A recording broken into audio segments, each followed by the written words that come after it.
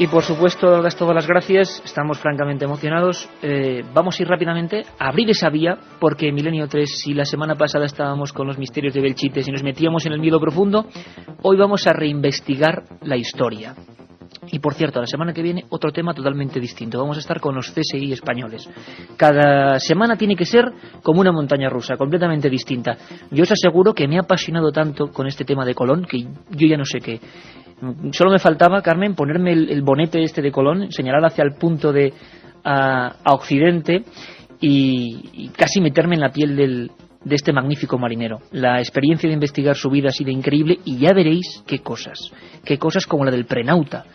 Algunos le ponen nombre a un marino español que llegó antes a América y que dio su secreto a Cristóbal Colón. Por cierto, un adelanto, ya veréis que invitados, un montón, entre ellos gente auténticamente ortodoxa, historiadores puros y duros que nos van a meter la sorpresa en el cuerpo, como don Manuel Fernández Álvarez, autor de esos libros increíbles, como Carlos V, como Isabel la Católica, como Juana la Loca, ese hombre catedrático y miembro de la Academia de la Historia que nos va a sorprender. Y también, por ejemplo, la otra cara, Juanjo Benítez, no está mal, ¿verdad?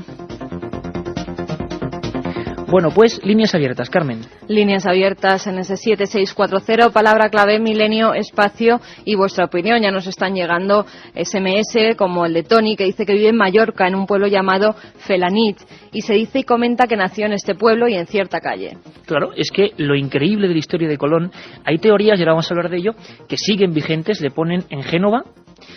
Qué curioso, porque, bueno, ahora hablaremos de ello, pero dicen que genovés, sin embargo, no escribió absolutamente nada en italiano, todo lo hacía en castellano, y solamente en una de sus cartas dice, yo nací en Génova, él mismo, no hay ni una sola prueba, y las investigaciones genealógicas siguen ahí en la bruma. Nos lo preguntaba Juan de Vigo, que si sabíamos dónde había nacido Colón verdaderamente, pero es que es un enigma también, como toda su vida, ¿no? No, es que hoy vamos a descubrir, a mí, yo me he maravillado con esta historia, la seguía hace un tiempo, pero siempre hacer un programa para vosotros significa una investigación exhaustiva, y es que es increíble, enigmas en torno a su vida, a su muerte, a su aspecto, a su firma, ya veréis luego de cantidad de cosas, digno de novela, siempre la realidad supera cualquier ficción, y luego incluso gallego, por supuesto, hay una gran teoría sobre el Colón gallego, el Colón portugués, el Colón judío mallorquín, Chueta, bueno, algo increíble.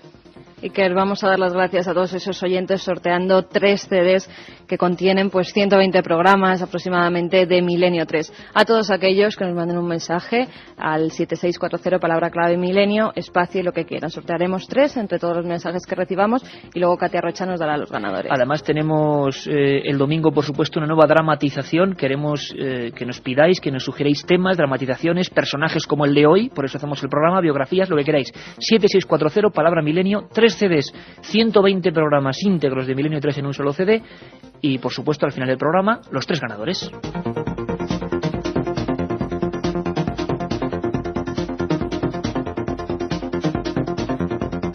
Milenio 3, con Iker Jiménez, en la cadena SER.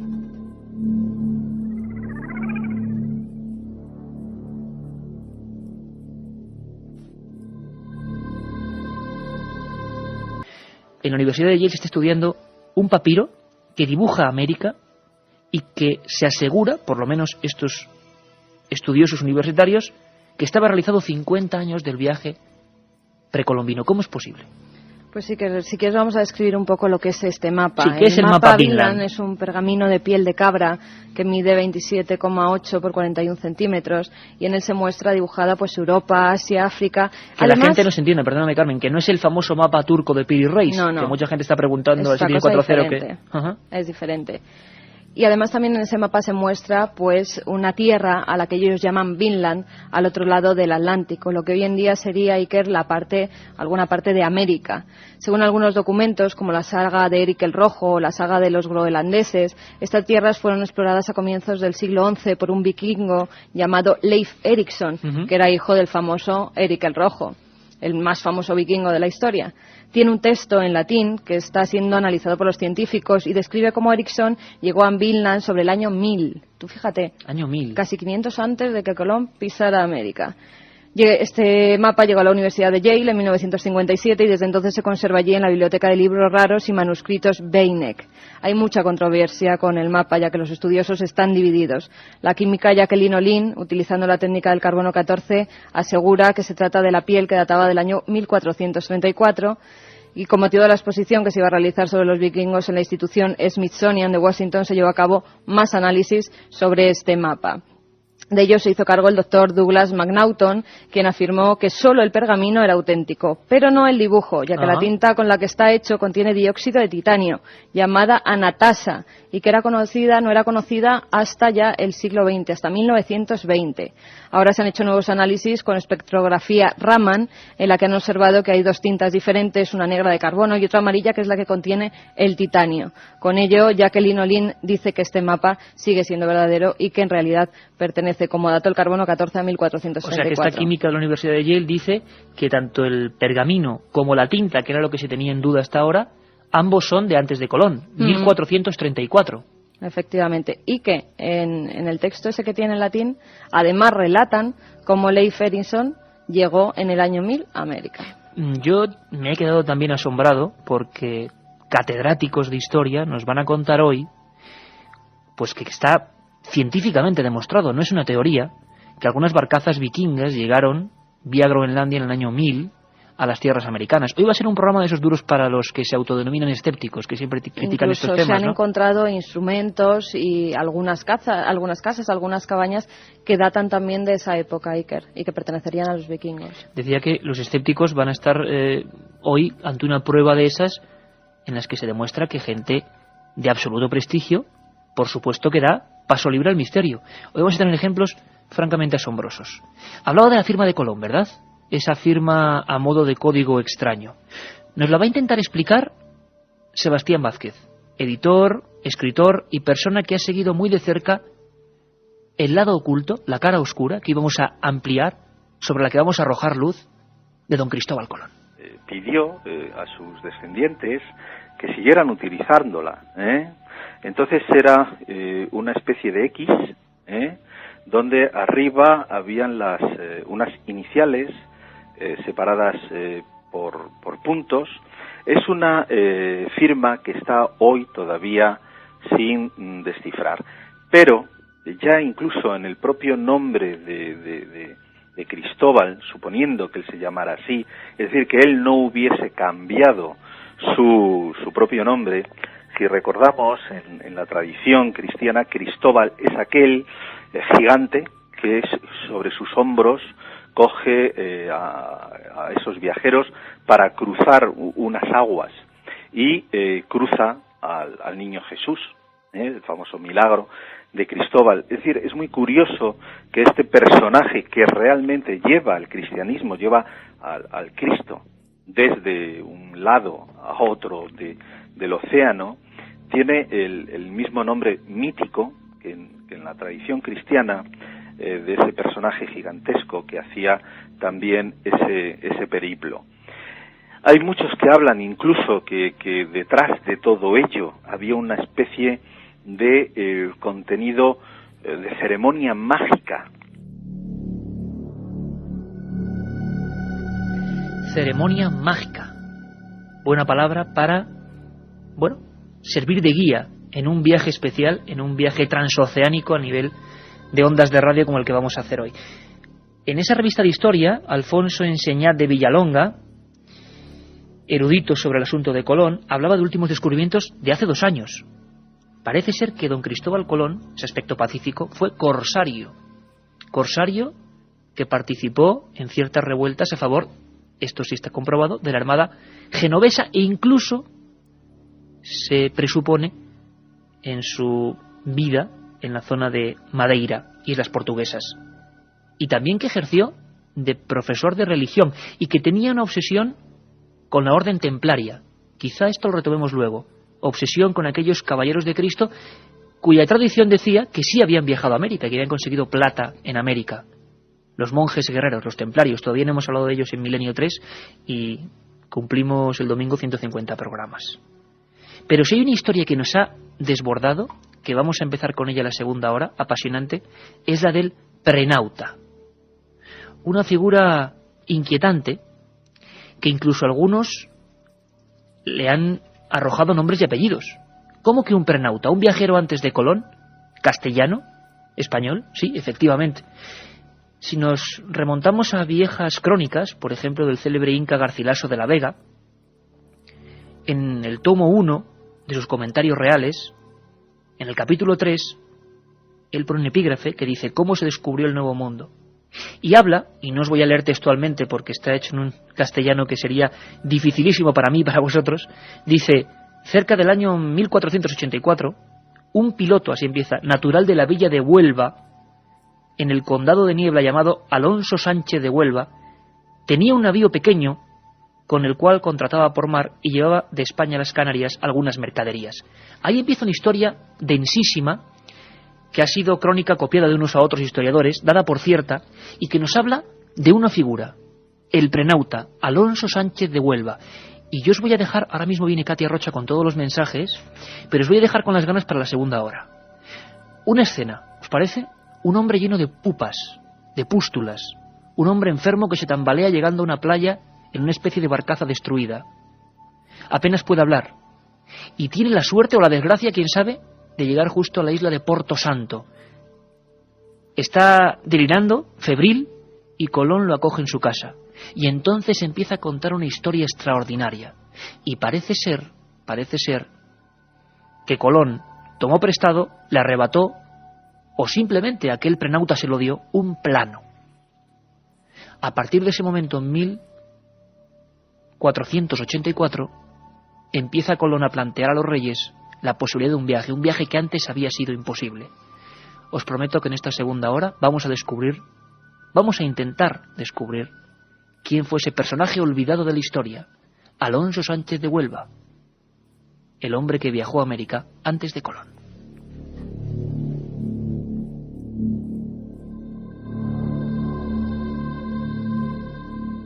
Milenio 3, con Iker Jiménez, en la cadena SER.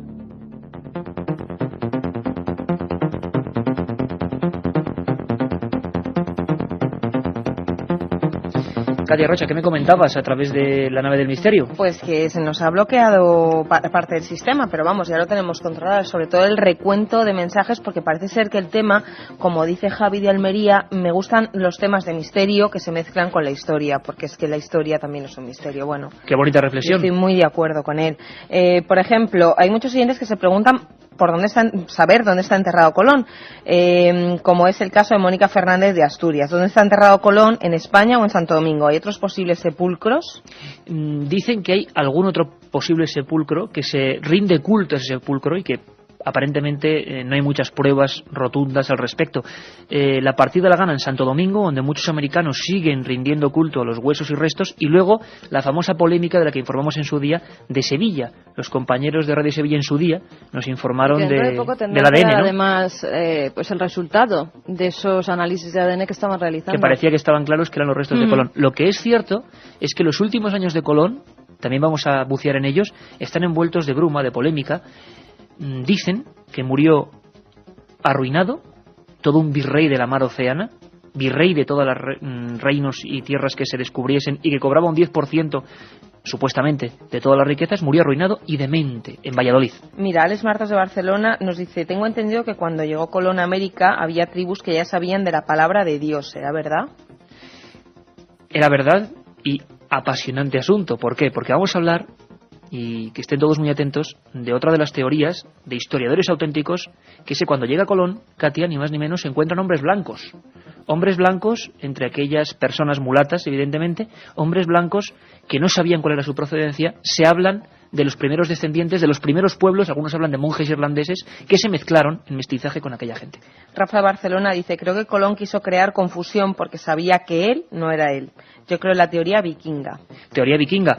Es que, os repito, yo me he quedado alucinado. Vamos a tener a catedráticos que nos van a hablar de los últimos datos. Esto va a dar, este programa sobre Colón y otros descubridores, seguro que nos va a dar origen a otro programa sobre viajes en la antigüedad, viajes transoceánicos. Sería larguísimo hablaros de templarios, de egipcios, de chinos sí lo vamos a hacer porque hay descubrimientos asombrosos, pero parece ser que hubo gente antes de Colón, mucho antes.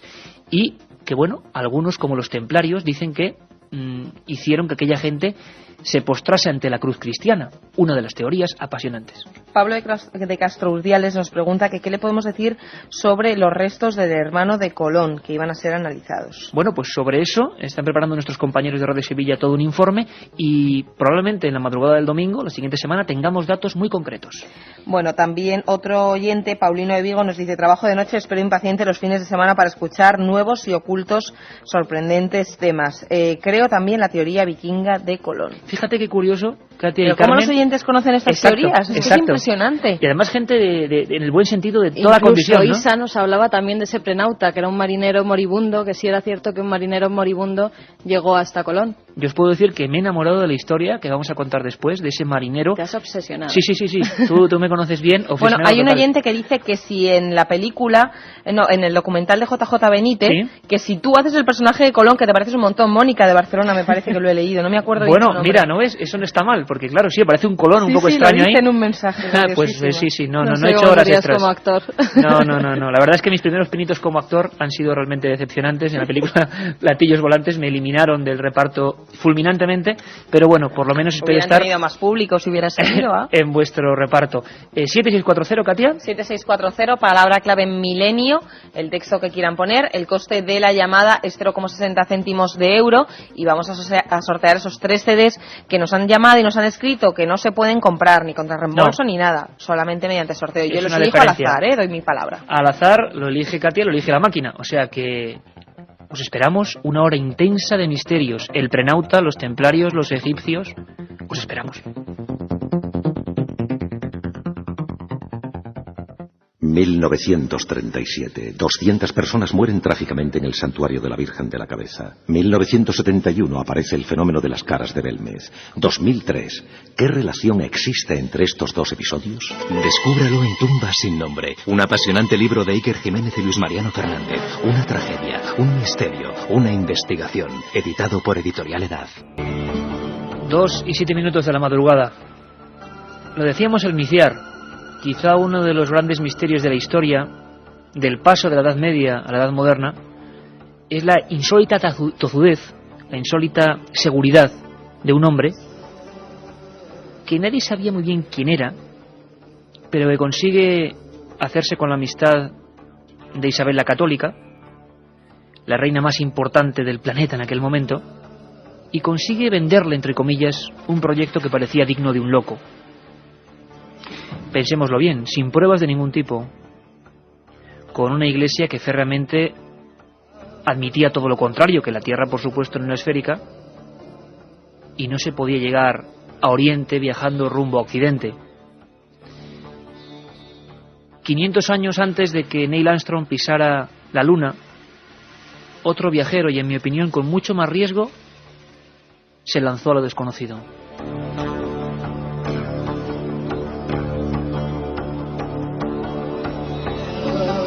Hablan de un hombre frío, ambicioso. Cada historiador en este aspecto es un mundo. Pero parece que había una carta, un as en la manga de Cristóbal Colón. Un suceso extraño que ocurrió cuando él vivía en la isla de Porto Santo, en Madeira. ¿Sería verdad la leyenda del protonauta? ¿Del piloto anónimo que le reveló un secreto? ¿O Colón ya manejaba planos, mapas, cálculos, conocimientos de culturas anteriores que parece que llegaron a América? Es imposible, así a bote pronto, que la corte española le firmase en lo que se llaman capitulaciones de Santa Fe tal cantidad de privilegios a un hombre que ni siquiera era un noble. Tenedlo en cuenta, le hicieron virrey de las nuevas tierras, de todo un mundo que supuestamente se iba a descubrir. E incluso le hicieron almirante de la mar Océana, título que en un principio iba a ser hereditario, que iba a ser para toda su familia, por tiempo, por supuesto, ilimitado. Hasta ese momento, todas las prebendas, todos los pagos a los descubridores eran después de descubrirse algo. Y era un viaje imposible, por lo tanto, ¿cómo se tenía esa seguridad? Hay documentos, lo dicen historiadores y americanistas famosos como Juan Manzano y Manzano, que casi con lupa han mirado esos documentos y se han encontrado con detalles sustanciosos. Detalles que dicen, por ejemplo, que en virtud de lo ya descubierto por don Cristóbal Colón, Dicen que Colón tenía grandes amistades con los frailes de la Rábida, en Huelva, y que a ellos sí les enseñó un secreto. Qué curioso, ¿verdad? Huelva, no otro sitio. Y en Huelva, en una recoleta plaza de Huelva, hay un monumento a un hombre que oficialmente nunca existió.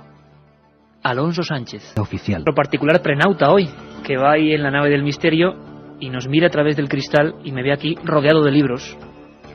Alargo la mano y siempre pongo que suene. Jacques de Maillot, uno de los más polémicos historiadores franceses. Colón llegó después, habla de templarios en América. Pero ese sería un lado de la balanza, ¿de acuerdo? El otro sería la historia ortodoxa.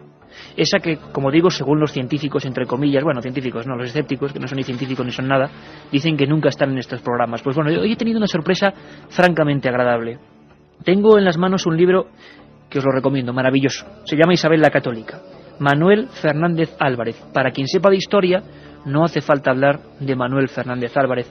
Para quien no, os diré que este hombre es miembro de la Real Academia de la Historia, profesor emérito de la Universidad de Salamanca y autor de algunos de los más importantes libros de historia y de historiografía del siglo XX.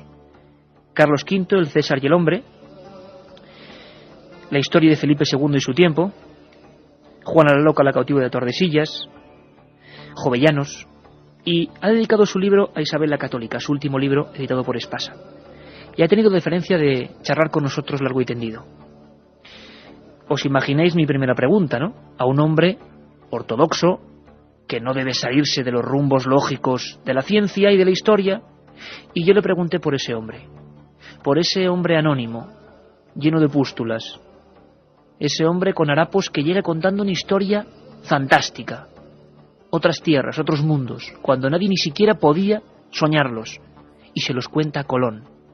Y en aquella casa muere y es enterrado clandestinamente, y Colón se queda con su secreto.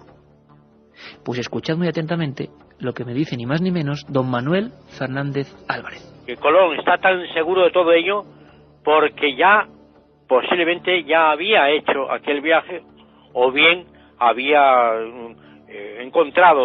había hablado con alguien que lo había, el marino desconocido, pero el marino que encuentra pues agonizando, y que le descubre su secreto de que yendo hacia Occidente se había encontrado con nuevas tierras. Que entonces, como dice, en ese caso hay un testigo de la época, que es la gran figura del padre de las Casas, que dice que es que él parecía que aquel secreto lo tenía tan, como si lo tuviera guardado, todo aquella aventura, como si lo tuviera como un secreto guardado en una arca, del cual él tuviera la llave, ¿no? Es decir, que esa seguridad de Colón verdaderamente es lo que asombra, lo que te llena de interrogantes y de, bueno, ¿cómo puede ser esto así?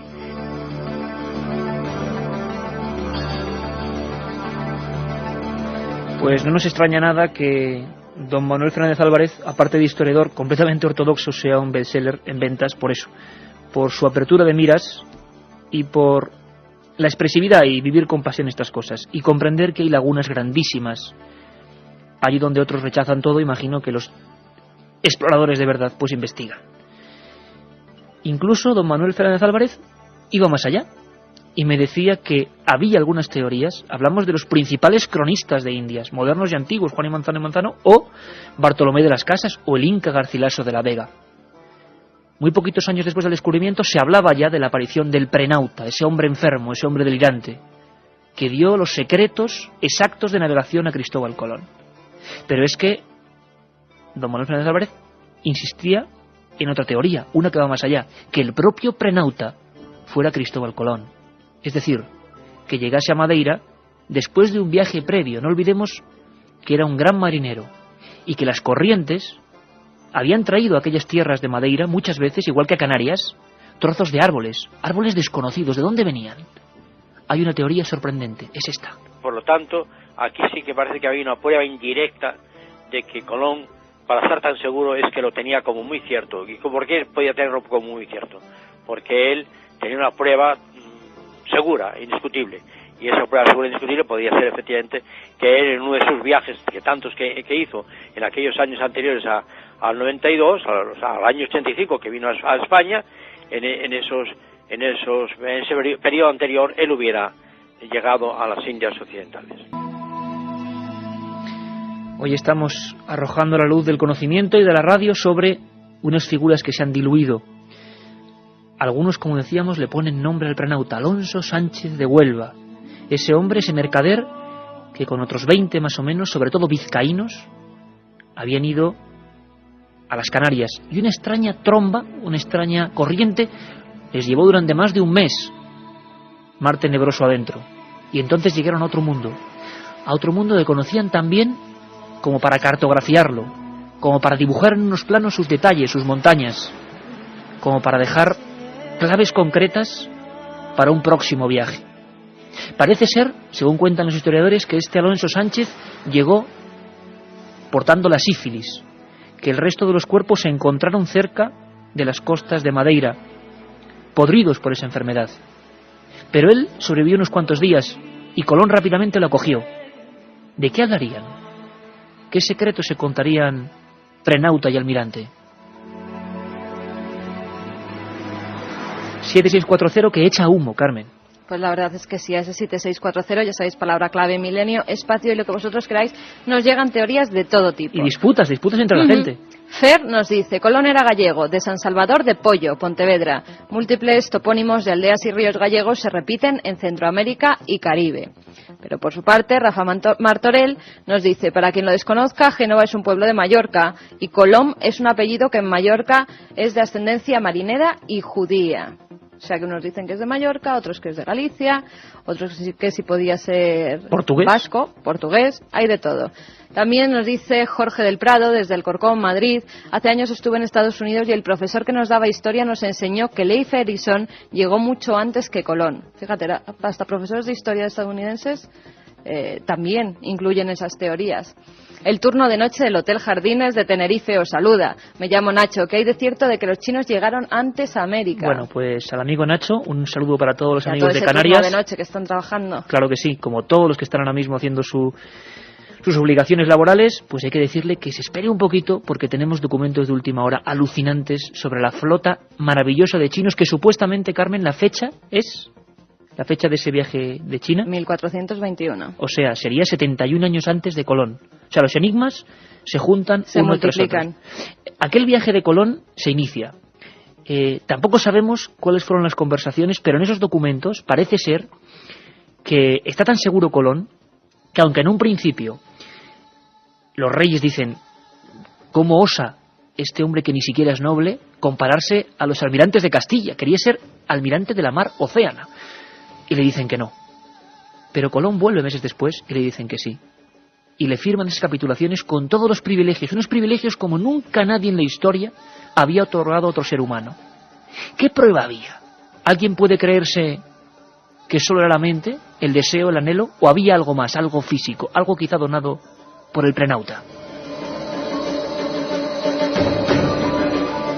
Cierto o no la existencia del prenauta, lo cierto es que aquella embarcación se mete en el mar tenebroso y madre mía, solo hay que ver los mapas de la época, con figuras monstruosas, peces con cabezas de hombre, ballenas con varias hileras de dientes, seres imaginarios que aparecieron en un mundo que era mucho más profundo y lejano que hoy es el espacio para nosotros, mucho más, incomparablemente más.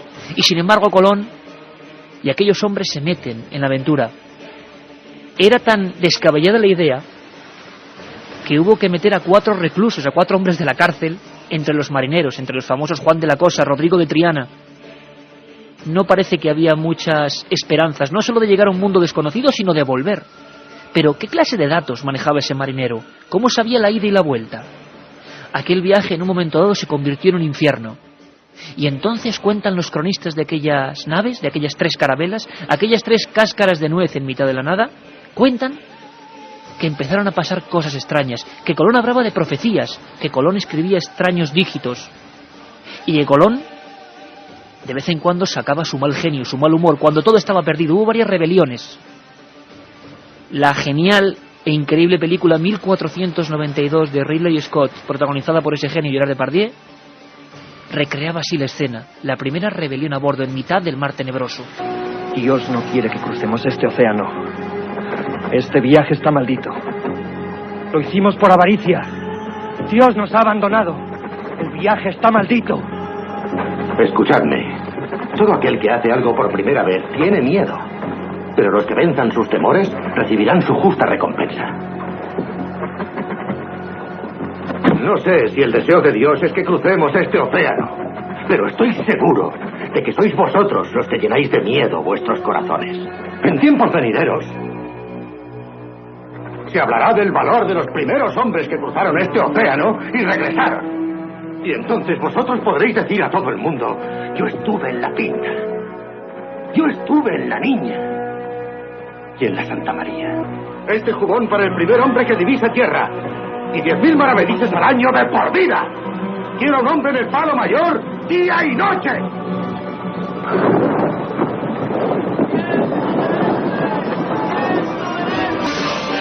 Y ahora, si faltábamos pocos para esta recreación, para esta especie de revisión de la historia, tenemos que saludar a un amigo que está haciendo grandes cosas, y con ese Planeta Encantado está demostrando, siempre lo digo y no voy a perder la oportunidad porque se ha hecho tanto daño en la televisión, está demostrando que televisión y rigor es posible con el misterio, y le está dando un poquito de dignidad a todo esto. Su nombre, pues os lo imagináis, ¿no? Juanjo Benítez, buenas noches, amigo. Muy buenas noches, Iker, muchas gracias. ¿Qué fiabilidad, Juanjo? Sé que también hay parte de información confidencial, pero ¿qué fiabilidad puede haber a día de hoy de la existencia de ese prenauta que era el primer viajero a América, aparentemente? Bueno, el primer viajero no, pero antes de Colón, desde luego. Hombre, lo que no tenemos es el nombre de ese piloto anónimo, de ese prenauta, aunque hay diferentes hipótesis y teorías al respecto. De lo que no cabe la menor duda, yo lo he consultado con muchos americanistas, especialmente con Juan Manzano y Manzano, que era un hombre de una gran categoría, un gran estudioso de este tema, que fue el que me introdujo a mí en él. Bueno, pues este señor y otros americanistas no dudaban en absoluto de que Colón tenía una información previa antes de iniciar el viaje, digamos, oficial de 1492. Se ha hablado también de otras fuentes, del prenauta, de cartas templarias.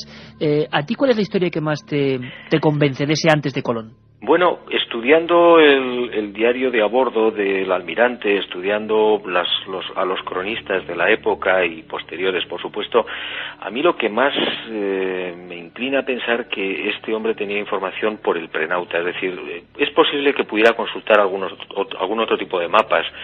Eso es todavía más dudoso incluso, ¿no?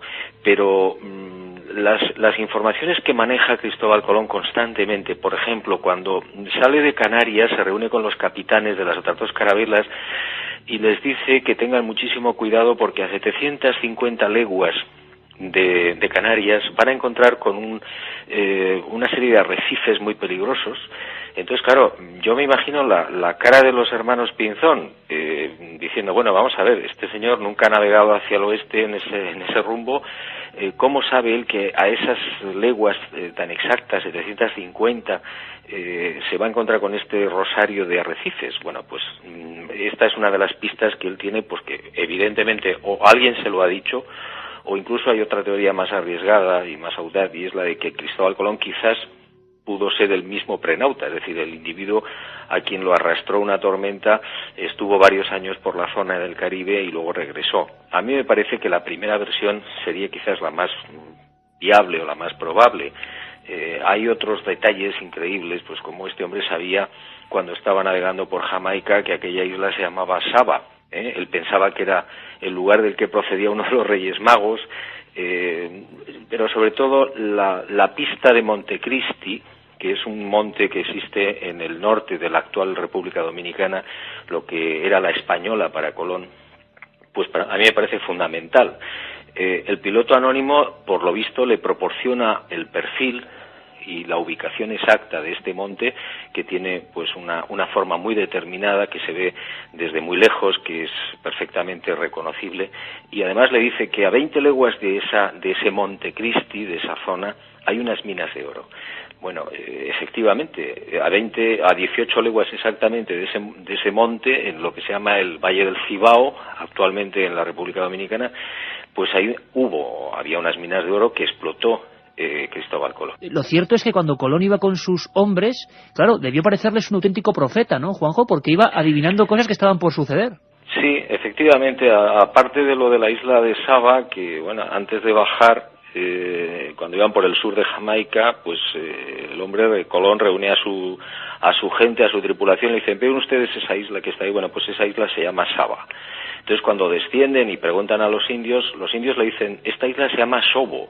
Y entonces Colón les dice: bueno, es que en realidad no lo pronuncian bien. Claro, esto y las minas, por ejemplo, de San Cristóbal, al sur de la isla de la Española, con unas minas de oro, con unos pozos muy profundos, que efectivamente existían.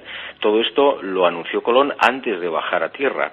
Y claro, pues la gente que iba con él pensaba pues que realmente era un profeta, ¿no? Aparte de eso, él escribió luego un libro que se llama Las Profecías, que no tiene nada que ver con esto, pero bueno. Y lo que yo creo que en realidad ocurre es que Cristóbal Colón no es que sea un profeta, sino ni que sea un medium, ni que tenga poderes paranormales, no. Lo que ocurre es que tenía una información privilegiada, tenía una información previa, probablemente, yo estoy seguro que tenía algún objeto físico, algo físico que se lo había dado el prenauta cuando muere en sus manos, prácticamente en su casa, en la isla de Madeira o quizás en Porto Santo, y esto, bueno, pues esto es lo que a Cristóbal Colón le sirve para mantener esa tozudez a la que tú, Iker, hacías alusión anteriormente. Estaba claro que hay indicios de que había una información privilegiada para embarcarse, nunca mejor dicho, en semejante hazaña. Se encontraron hombres blancos, ¿verdad? Hay crónicas que hablan de hombres blancos. Podían ser, tú especulabas con esa teoría, otros también lo hacen, otros historiadores, los pasados, digamos, el pasado de esos prenautas, o la descendencia de esos prenautas que en una barcaza llegaron hasta allí, ¿no?, en ese accidental primer viaje. Efectivamente, es una de las posibles razones, quizás la más verosímil. Si es cierta la historia del prenauta, entonces este hombre y su tripulación permanecieron quizás alrededor de 2 años en el Caribe, hacia 1476, más o menos, 1477, y se mezclaron con las Indias. Justamente lo que cuentan los cronistas de la época es que ellos no lo sabían, los prenautas no lo sabían, pero contrajeron probablemente la sífilis en ese contacto sexual con las taínas, con las caribeñas, y lo que les obligó en definitiva a regresar a los pocos que quedaron vivos o que quedaron muy maltrechos. Bueno, pues en esa unión con las taínas o con estas bellezas taínas probablemente nacieron mestizos y probablemente nacieron blancos. Esto es lo que se encontró Colón, lo que se encontró la expedición de Colón y lo que se encontraron otras expediciones posteriores en diferentes islas. Juanjo, y lo que es muy difícil de comprender, y ya por último, es que un hombre que cambió el concepto del mundo, del universo, de la realidad casi, que dio paso a una nueva era completamente distinta. ¿Cómo murió Cristóbal Colón? Hay como una gran bruma en torno a sus últimos años, ¿no? Pues Colón murió probablemente en la más absoluta ruina o muy empobrecido. Yo no sé si olvidado del todo, pero muy olvidado. Y como consecuencia seguramente de su gran ambición. Hay una imagen, creo yo, muy equivocada, o por lo menos la imagen oficial del descubrimiento respecto a Colón. Nos han dicho que Colón fue el hombre, pues que tenía un ideal, que quería descubrir nuevas tierras, etcétera. Todo eso probablemente sí fue cierto, pero digamos que en un segundo o en un tercer plano. Lo que verdaderamente le interesaba a Colón era el oro y las riquezas. Y eso lo demostró a lo largo de toda su vida. Yo creo que uno de los días más amargos precisamente de Colón fue el día del descubrimiento, porque aquel 12 de octubre, cuando él llega a Guanajaní, él se da cuenta de que no es la isla que le había pintado o que le había indicado el prenauta, sino que es una pequeña isla que no tiene nada de particular. Y bueno, la prueba es que inmediatamente se hace amigo de los indios, los embarca en sus naves y trata de buscar como sea esa isla con ese perfil de ese monte Christi, de ese monte que a 18 o 20 leguas tiene esas minas de oro extraordinarias. Bueno, pues al final todo esto lo que ocurre es que el destino pasó la factura y los reyes católicos y los españoles se dieron cuenta de que este hombre... lo único que le interesaba era ganar dinero, tener posesiones, ser el almirante, ser el virrey, y lo demás no contaba. Y al final, pues lo encadenaron y lo devolvieron a España. Y murió en Valladolid, pues eso, probablemente en la más absoluta ruina, con un grado importante quizás de demencia y de locura, y sobre todo muy solo. Apasionante, el lado oscuro, el secreto de Colón. Juanjo, como siempre, pues un placer repasar contigo, dar unas pinceladas a menudo personaje y menuda hazaña que ahora quizá vemos con otros ojos. Un abrazo muy fuerte. Muchas gracias. Por ejemplo, fecha de la muerte y en qué condiciones, según los historiadores, acabó su vida Colón. Pues sí, como bien decía Juanjo, Colón, después de pasar unos meses en Sevilla, se traslada a Valladolid, y en esta ciudad pobre y casi olvidado, además de arruinado, murió el 20 de mayo, según dicen los historiadores, del año 1506, después de haber recibido los santos sacramentos. Y él mismo dijo: Dios me encomienda a ti, Señor me encomienda a ti. Rindió cuentas a la parca y murió demente, y apenas dicen que sin ropa. La otra realidad. Milenio 3. En la SER. Ya viene Katia Rocha aquí con un arsenal de páginas de mensajes y claro, se junta los revista de historia para seleccionarlos, ¿eh?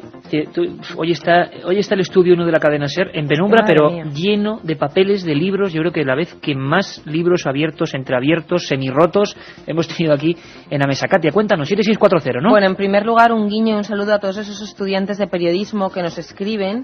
Dice un chico de 21 años que está estudiando periodismo y me gustaría llegar a ser como vosotros. Bueno, no sé si eso, pero bueno, por lo menos. No sé si es un halago eso, que sea un gran periodista. Aquí, ¿no? Así un montón de oyentes, otra chica que prepara un examen de historia, una profesora que quiere utilizar los datos del programa para sus clases de historia, y uno que he seleccionado que te va a gustar a ti mucho y que se llama Javier de Zaragoza. Dice: soy historiador y en la facultad doy 2 horas de historia de América, dedico 2 horas de historia de América a los secretos de Colón y al prenauta. No todos somos ortodoxos. Qué bien. Oye, qué alegría. Es más, tienes el teléfono ahí, porque cada vez que envían un mensaje, pues me gustaría mucho hablar con él, porque me he entusiasmado con esta historia.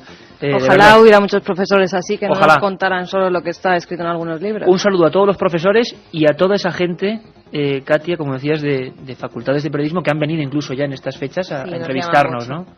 Bueno, Óscar de Cáceres nos pregunta: ¿sabéis si Colón reveló algo de lo que sabía para convencer a los reyes católicos, ya que antes otros monarcas le habían negado la ayuda? Esto lo pregunta mucha gente, ¿eh? Claro. El dinero, para conseguir todo ese dinero, algo les tuvo que revelar. Claro, incluso hay cuentas de 10.000, 4.000 maravedís que se daban a Colón cuando todavía quedaba mucho para el viaje. Nadie sabía qué pintaba ese pago. Algo tuvo que enseñar. Un mapa, algo físico, como decía Juanjo Benítez, de ese prenauta. Ese es el gran secreto. Isa de la se apoya la teoría de que se encontró un marino moribundo y le entregó un mapa. Otro oyente, en esta ocasión Elena de Barcelona, es la que te decía lo del personaje de Colón, que antes había dicho mal el nombre. También hay otros oyentes que se nos preguntan si Colón era una mujer o era hermafrodita. Bueno, imagino que teoría sí para todos los gustos, pero ya a eso no hemos llegado. Parece demostradísimo, pero fíjate qué curioso con esto que dices. Hasta lo más terrible, estrambótico, puede tener su lado. Dicen que hay 7 retratos de Colón, 7, y que ninguno es certero de cómo era él físicamente. O sea, el hombre más importante de muchos siglos tiene miles de esculturas y no sabemos ni cómo era. Y tiene algunos retratos y tampoco sabemos cómo era. No me digáis que no es misterioso. Otras preguntas. ¿Es verdad que Cristóbal Colón era judío y se fue de España hacia América justo antes de la expulsión de los judíos de España para no ser expulsado? Pues ahora con Sebastián Vázquez vamos a hablar en un momento de cosas como astronomía, astrología, conocimientos que él tenía. Dicen que en aquella época, justo, tener en cuenta que el descubrimiento y la reconquista se está produciendo en el mismo año y que fue hasta perseguido. Esa es una de las teorías que han seguido siempre, nunca mejor dicho, la figura de Colón, perseguido por los poderes fácticos. M. Rentero de Úbeda afirma que Colón sabía de antemano a dónde iba. Los prenautas dejaron hijos y él los vio y tenía la carta de navegación precisa. Pues eso es lo que parece que, por ejemplo, dice Juanjo Benítez, Juan Manzano y Manzano, Bartolomé de las Casas, el Inca Garcilaso de la Vega, hasta que da como posible Manuel Fernández Álvarez, e incluso hay señales, como decíamos, el 4 de enero del año 1493, en uno de los segundos viajes, pues llegan a un lugar donde, caramba, ven un monte, ese Monte Cristi, tal y como tenía en unos dibujos Cristóbal Colón. ¿Cómo se puede tener un dibujo de algo donde nunca se ha estado? Marian de Madrid nos pide el nombre completo del libro 1491 y la editorial. 1421. El año en que China descubrió el mundo y la editorial Grijalbo, el autor Gavin Macy's.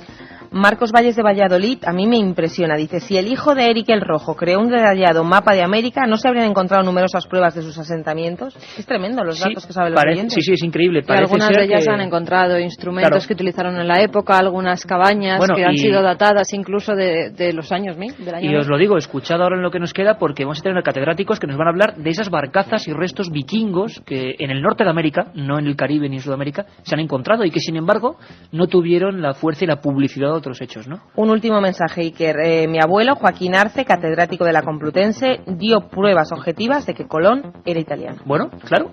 Lo malo es que otros han dado pruebas objetivas de lo contrario. Parece ser que si alguna teoría está más asentada es la que era genovés. Pero es que él no escribía en italiano en ningún momento. Incluso él tenía un libro en italiano, parece que sabía leerlo, y las anotaciones eran en español. Se le olvidó el italiano, no quería, como estaba oculto, que parece la sombra de este hombre, no quería que supiéramos de dónde era. ¿Por qué? Ni el día de su nacimiento. ¿Por qué? Parece que eran normas concretas a sus herederos. Zengé era uno de estos eunucos y cuando Zudí se proclamó nuevo emperador fue nombrado comandante jefe de una de las mayores flotas del mundo. Unas flotas que dicen que eran impresionantes, de 300 barcos de ciento y pico metros. Miles de barcos. Solo los de la flota del Tesoro eran unos 300. Esa flota del Tesoro se llamaba así porque esos barcos eran los que tenían previsto descubrir nuevas tierras, descubrir nuevos mundos y llevar hasta esos nuevos mundos la cultura china. Incluso dejar allí a varios marineros para que no se perdiera la cultura china por todo el mundo. En uno de esos viajes, según el autor, según Menzies, Zengé alcanzó la costa americana en 1421. ¿Pero por qué no se sabía nada de esto hasta ahora? Pues porque en 1423, cuando vuelven 7 de esos barcos, el sucesor de Zudí, que ya había muerto, ordenó desmantelar las naves, destruir los planos que se habían utilizado para construir los barcos y quemó todos los registros que habían dejado de sus viajes. Para que nos entendamos, hubo otro emperador que, quizá envidioso de lo que había conseguido su antecesor, destruyó todo. Todo el aperturismo hacia otros mundos que quería Zudí, pues este nuevo emperador luchaba contra ello. Quería quedarse solo con su tierra, solo con China. Los pocos documentos que no sufrieron la quema y hablaban de estos viajes, hay dos. El Wu Pei Chi, donde había instrucciones para cada uno de los viajes que realizaban, y en él se incluían latitudes, descripciones de islas, posiciones de las estrellas. Zudí tenía muchísima obsesión con las estrellas. Como Colón. Y navegaban a través de ellas, incluso hicieron cartas estelares y fabricaron grandes observatorios por todos aquellos sitios por donde fueron, que fueron conquistando. También hay un diario publicado en 1433 por un historiador chino, Mao Wan, que había sido encargado de documentar el viaje y que se llamaba Exploración General de las Tierras Oceánicas. En él, y que fíjate qué curioso, iba describiendo hasta los animales. Sí, los animales. Parece que había una especie de bestiario, ¿no? Hicieron ¿sí? Incluso los chinos una especie de bestiario. Raros animales que tenían cuerpo de oso y cara de perro, por ejemplo, jirafas que incluso trasladaron a China. Claro, que eran auténticos monstruos para ellos, ¿no? También el autor se basa en 2 estelas que mandó erigir Zengé antes de zarpar en su último viaje y que conmemoraban los grandes viajes de la flota del Tesoro. Según Menzies, los mapas de los chinos llegaron hasta Europa gracias a un navegante veneciano llamado Niccolo da Conti. Coincidió con los chinos en Calicut, en el sur de la India, e incluso realizó algún viaje con la flota china. Al parecer, da Conti llevó estas copias hasta Italia y se las entregó a Fra Mauro. Este Fra Mauro trabajaba para los reyes de Portugal. También don Pedro, el delfín de Portugal, hermano de Enrique el navegante, viajó hasta Venecia en 1428 y de allí se llevó un mapa del mundo. Mapa del mundo completo. Que había hecho Fra Mauro, donde ya se mostraba el Estrecho de Magallanes, el Cabo de Buena Esperanza y las Indias Orientales. Y la pregunta, Carmen, que se hace todo el mundo en el 7640 es, ¿podían ser estos los mapas que tuviera el Prenauta o que llegaran hasta Colón? Menzies afirma que sin duda Colón llevaba una copia de este mapa. Un marinero español que viajaba con Colón tenía parte de ese mapa que representaba a Sudamérica en su poder. En 1501 ese navegante, ese marinero, va en otro barco, es capturado ese barco y encuentran ese mapa que en teoría había llevado Colón en sus viajes. Sin embargo, parece, Carmen, que de los vikingos, de Leif Erikson, como nos decía el catedrático en Historia Manuel Fernández Álvarez, sí se encontraron barcazas y restos, pero de estos expedicionarios, de los colones chinos, ¿tenemos alguna muestra física? También se han encontrado barcos que databan de la época, que incluso en algunos de ellos se ha encontrado maíz. el maíz solo crecía en América y justamente en los barcos chinos que databan de esa época, de la época de Zundí, pues se encontraron muestras de que habían estado allí. Pero fíjate que los chinos llegaron a América porque creen que hubo uno anterior en el año 499 de nuestra era chino, que también había llegado, Hoei Xin. Según dejaron escritas las crónicas, había llegado a unas 20.000 millas al este de la China. Llamó a aquel continente Fushan por los árboles que allí crecían. Hacía una descripción de estos frutos. Menzies dice que era el maguey, una especie de pera roja que únicamente, además, es curioso, crece en América Central y del Sur. Es increíble la información que hay de los viajes transoceánicos en la antigüedad y los mapas casi considerados malditos, pero que están ahí. Otro sería Mucha el Piri polémica Reis, ¿no? ha levantado este libro también, porque hay muchos historiadores que no se creen pues las teorías que apunta Menzies. Y Piri Reis, fíjate, porque además también se menciona en el libro, en 1513 el almirante otomano Piri Reis lo incorporó a su obra. El mapa que en teoría llevaba Colón y que se encontró ese marinero, pues Piri Reis lo incorporó, porque sabéis que el mapa de Piri Reis son varios mapas, varias partes del mapa, pues una de esas partes era el que encontraron al marinero que iba con Colón. Al final resulta que va a tener razón Jacques de Mailloux y será un poco Colón llegó después, casi se puede decir, Colón llegó el último. Madre mía, qué apasionante esta revisión por los misterios de la historia y de esa magnífica flota china. Yo creo, Carmen, que lo que hay que hacer es un programa sobre viajes transoceánicos. Teníamos a Pablo Villarrubia, teníamos a Nacho Ares, que también habla de esto en su libro La Historia Perdida y La Historia Perdida 2, no os lo perdáis, y va a ser imposible, no hay más tiempo. Teníamos, fijaos, a Nacho Ares hablándonos de egipcios en América y a Pablo Villarrubia Maus hablándonos de templarios en América. Otro programa, sin duda. Y nunca olvidéis que esta investigación la hemos empezado por vosotros, porque a través de esos mensajes, Katia, nos lo pidieron, ¿no? Pues sí, y aunque está mal personalizar, me vas a permitir que yo me ponga de acuerdo con Noelia desde Salamanca, porque dice que si tenemos todos estos datos, sabe todo lo de los vikingos, lo de los chinos, los egipcios, ¿por qué no se reescribe la historia que se enseña en los colegios? Ah, misterio. Sería un trabajo tan arduo. Bueno, Javier de Zaragoza quiere rectificar, dice, me expliqué mal, las clases sobre misterio de Colón en la facultad las daba el profesor JJ Armillas, yo solo las disfruté. Pues qué honor, porque hay que tener profesores como esos para tener más vista, más miras, y desde luego seguro que si él en su día da clases, también tendrá esa semilla, eso es lo bueno de la enseñanza. Miguel Ángel dice que a Colón se le da el éxito, pero ¿quién fue primero, el huevo o la gallina? A él solo se lo pusieron, aunque fueron muchísimos antes. Él es de Almería. Bueno, pero yo aquí, Katia, diría una cosa importante a todos los oyentes. Una cosa es que hubiera marinos antes y otra cosa es quitarle ni una pizca de mérito a Cristóbal Colón. Que lo que sabemos rotundamente es que cogió a esos puñados de marineros que me parecen unos auténticos héroes y se fueron al más allá, al Finisterrae, donde no había más. Claro, y eso sí que lo hicieron. Lo otro puede haber teorías y pruebas, pero estos lo hicieron. Por lo tanto, claro, todo el valor y toda la gloria, ¿no? Carmen de Madrid dice, ¿de verdad estuvieron allí los egipcios? Bueno, yo tengo que saber, te lo tengo que decir, el lenguaje egipcio, los símbolos, porque para descifrar los mensajes, tela. Bueno, ella dice que además de los egipcios, dice, si es tan secreta su identidad, era porque era hijo bastardo del rey de Aragón y hermano de Fernando el Católico. Y vamos ya con los ganadores, por ejemplo, uno de ellos ha sido, no dice el nombre, pero es que me ha dado pena, un médico que estaba preparando el MIR. Me ha dado pena en el buen sentido. Bueno, me ha dado pena en el buen sentido porque esto no se elige la manequina, pero vamos, que cuando lo he visto digo, mira, muy bien acertado. Está preparando el MIR, dice que tenía que dormir y descansar para el examen de mañana, pero que se ha quedado escuchando hasta el final y pide un programa sobre la Atlántida. Pues para él es uno de los CDs con todos los programas de Milenio 3. Juan de Vigo quiere saber dónde se dejaron las carabelas de Colón. Quiere saber si las que podemos ver son reales. Y mucha o no. gente preguntaba, como Juan de Vigo casi intuía. Sí, Juan de Vigo nos ha mandado muchísimos mensajes, había que premiarle. Pues muy bien. Y las, alguno tenía que salir en todo y le ha tocado de la máquina. Las cruces templarias nos hablan, ¿no? Sí, ese era, fíjate, el último ganador seleccionado por la máquina, Mar de Alcoy, dice...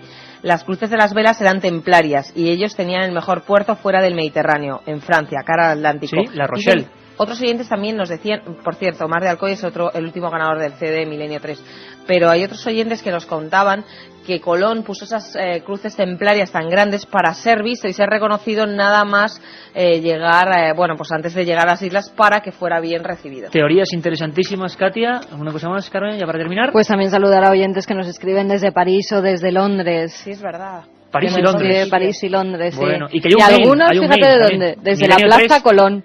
¿Sí?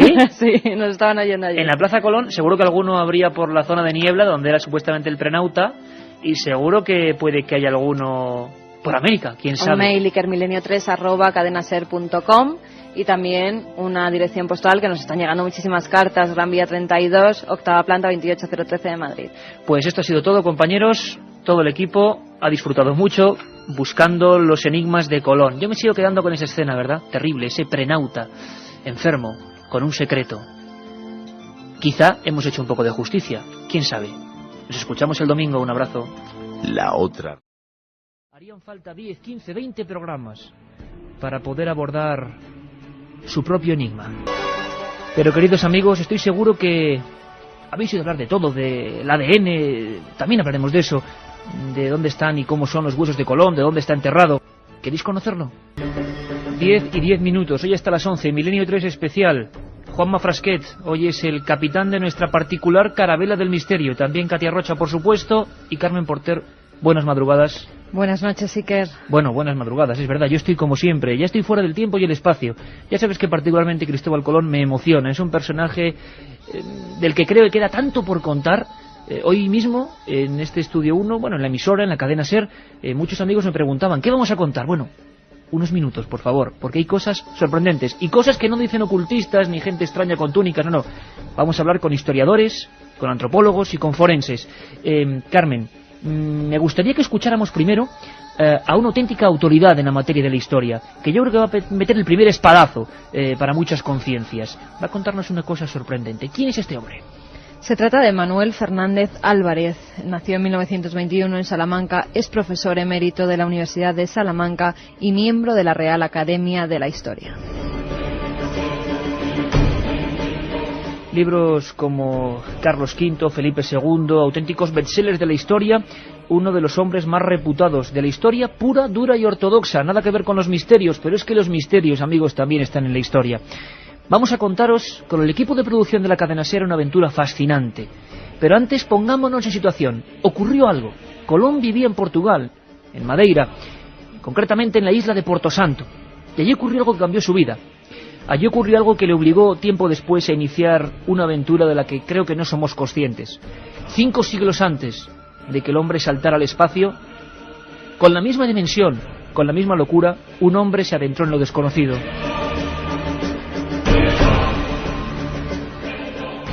Manuel Fernández Álvarez nos introduce en una historia que es la del prenauta. Hubo otro marino, hubo un vagabundo, lleno de bubas, lleno de pústulas, enfermo, que llegó en 1479 y tenía algo que contarle a Cristóbal Colón. Que Colón está tan seguro de todo ello porque ya posiblemente ya había hecho aquel viaje, o bien había encontrado, había hablado con alguien que lo había, el marino desconocido, pero el marino que él encuentra agonizando, y que le descubre su secreto de que yendo hacia Occidente se había encontrado con nuevas tierras. Que entonces, como dice, en ese caso hay un testigo de la época, que es la gran figura del padre de las casas, que dice que él parecía que aquel secreto lo tenía tan, como si lo tuviera guardado, todo aquella aventura, como si lo tuviera como un secreto guardado en un arca, y del cual ya él tuviera la llave, ¿no? Es decir, que esa seguridad de Colón verdaderamente es lo que asombra, lo que te llena de interrogantes y de, ¿cómo puede ser esto así? Profesor emérito de la Universidad de Salamanca, don Manuel Fernández Álvarez. ¿Cómo puede ser esto así?, dice él.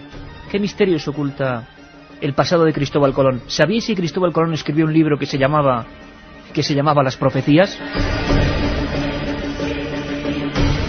¿Sabéis que en el documento que cambió nuestra historia, el firmado entre Cristóbal Colón y los Reyes Católicos, las llamadas Capitulaciones de Santa Fe, aparece un texto mucho antes del primer viaje en que dice que las tierras que ya han sido descubiertas? Bueno, queremos que sepáis este gran secreto, que lo compartamos entre todos. El equipo de producción de la cadena SER, dirigido por Mariano Revilla y con guión de vuestro amigo Iker Jiménez, y con un montón de auténticos profesionales de los que luego daremos el nombre, ha querido idear, recrear, contaros en una especie de teatro del aire qué pudo pasar en 1479 en la isla de Puerto Santo, cuando nadie se acordaba de un hombre llamado Cristóbal Colón.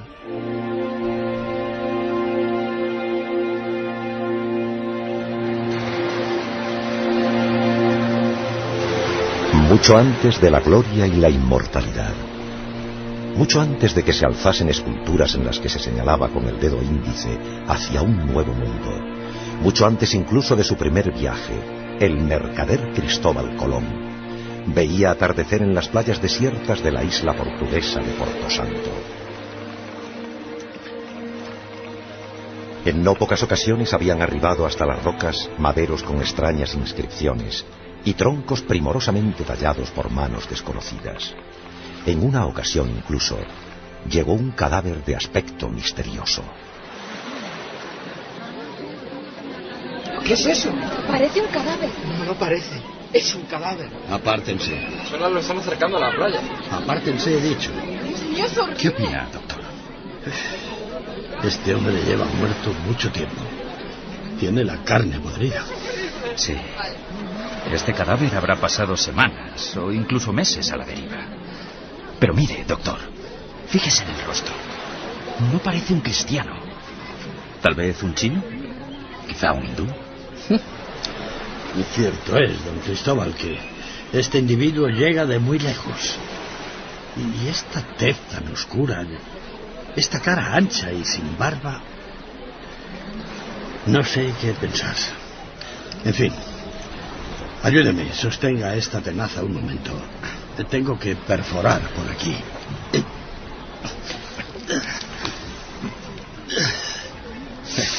Es curioso. Las alimañas marinas han respetado las entrañas. Sin duda, lleva mucho tiempo siendo transportado por las corrientes y se ha conservado magníficamente por dentro. Eso parece. Ordenaré que le den sepultura de inmediato. Sucesos como este habían despertado desde hacía tiempo la imaginación y las ansias de Colón. ¿De dónde procedían aquellas visitas? ¿Acaso había tierras fuera de los mapas conocidos y al otro lado del mar tenebroso? En la taberna, al caer la noche, los marinos siempre le hablaban en los mismos términos, fascinados, se diría que casi embrujados por una posibilidad digna de la leyenda. Le doy mi palabra de que hace un mes, viajando como piloto del rey, navegando al oeste del Cabo San Vicente, recogí un madero de embarcación que los vientos traían de Poniente. Por lo tanto, aquello procedía de tierras existentes hacia el oeste. Y eso es tan verdad como esta jarra de vino. No miente. Yo mismo, hace ya 15 años, pude ver en la misma zona unos barcos lejanos que transportaban cañas gruesas. Unas cañas andadas que flotaban en el agua y que nunca aquí se han visto. A lo lejos, en la cubierta, allí a esa gente de menuda estatura y la piel tostada, sin barba, como el desgraciado que llegó al atardecer hasta la playa. ¿Y cómo no fue hacia ellos, amigo Pedro? Quite. Se alejaron a gran velocidad. A lo peor, temerosos de mi navío. Se fueron delante de mis ojos rumbo al oeste. La obsesión de Colón, extraída quizá de algunos libros prohibidos que había podido consultar en Italia, era viajar al este por el oeste, inaugurando una ruta jamás explorada a través del océano. Una vía prohibida que demostrase la posibilidad de llegar a la tierra de las grandes riquezas, a una parte desconocida del inmenso continente asiático que ya intuyó Marco Polo. ¡Don Cristóbal! ¡Don Cristóbal, tiene que venir! Una barcaza se ha estampado contra el espigón. Hay varios muertos. ¡Rápido, don Cristóbal! Apenas había comenzado el mes de marzo de 1479, cuando un accidente aparentemente fortuito iba a cambiar de raíz la vida de Colón, y quién sabe si de la propia historia de la humanidad. Por favor, no puedo hacerlo solo. Ayúdame con el herido. Cuidado al cogerlo. Sí, no. Tranquilícese. Dios mío, tiene la pierna tronzada con el madero. A ver, tiren por aquí. Pero mucho cuidado, está Por muy aquí, malherido. despacio. Atento con la cabeza. Con cuidado. Vamos, poco a poco. Era el único superviviente de aquella embarcación que también venía arrastrada desde el oeste. Quizá por esa circunstancia, el almirante asistió intrigado y en silencio a la escena. El doctor y un grupo de muchachos arrastraron hasta la orilla a un hombre barbado, vestido con una especie de túnica de lino blanco. Dios, ayuda, ayuda, ayuda. Los paños que le cubrían estaban llenos de sangre muy oscura y su aliento era fétido. Por unos días, la isla se volcó con el inesperado visitante, que fue acomodado en la casa de Colón. Todo el cuerpo estaba lleno de bubas y costras de aspecto siniestro. A decir verdad, nadie apostaba por la vida del enigmático viajero. No se lleve a engaño. No puede durar más que unos días. ¿Cuál es su opinión, doctor? Tiene un mal que espero no sea contagioso. Es algo extraño, como si la sangre se le hubiese podrido cual animal muerto a la intemperie. Mi consejo es que no permanezca aquí por más tiempo. Creo que puede ser peligroso y... Basta. Ya le he dicho que este hombre se quedará aquí hasta que Dios le haga la última llamada. Y sepa que ese mal no me inquieta lo más mínimo. Pero, don Cristóbal, ¿realmente cree que un enfermo que agoniza le puede dar información valiosa para sus estudios? Por cierto, esa ropa de lino que lleva debería ser quemada de inmediato. Aquí no se va a quemar nada de ese enviado. ¿Enviado, dice? Sí, enviado del destino. Y en el momento justo. Por el amor de Dios. A ver si este mal propaga la locura y el delirio y ya le está afectando. No. Usted sabe como yo que este hombre y el resto de su tripulación muerta venían de muy lejos, de un lugar donde no puede llegar nadie, a no ser que mi teoría esté en lo cierto. Pero déjese de teorías. Aquí lo único que hay es un piloto castellano, bueno, vizcaíno o portugués, lleno de llagas y bubas que revientan. Esto puede ser un foco infeccioso maligno para toda la isla. ¿Comprende? Le aseguro que lo que pueda revelar este hombre es mucho más importante que su enfermedad. Además, le noto algo mejor. Me ha cogido confianza e incluso ayer de madrugada me confesó su nombre. ¿Y se puede saber? Sí, se puede saber. Se llama Alonso Sánchez, de Huelva, y ha llegado aquí desde una tierra tan lejana que ni siquiera cabría en nuestros mapas. Y ahora, doctor, si no le importa, déjeme solo.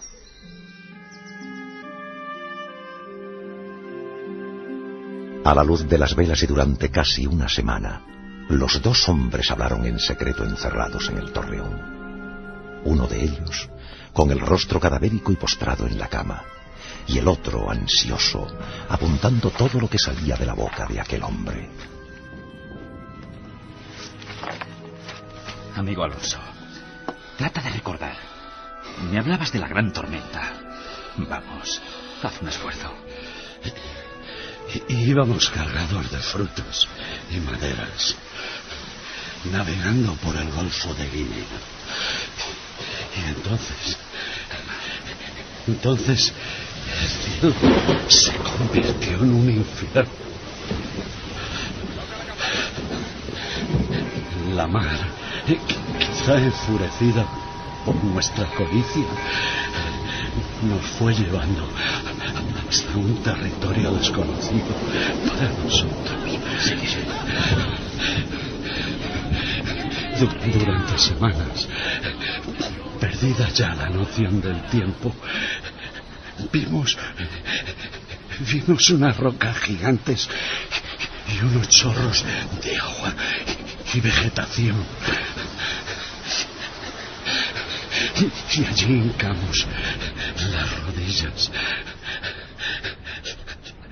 La mayoría ya habían muerto de frío y hambre. Calma, Alonso, calma. El extremo de Asia, sin duda. ¿Y visteis a sus gentes? ¿Y las casas con techos de oro macizo?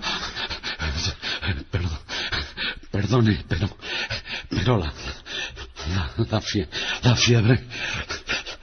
la fiebre otra vez. Deme un poco de beber, don Cristóbal. Tranquilo. Tengo que beber. Apiádese.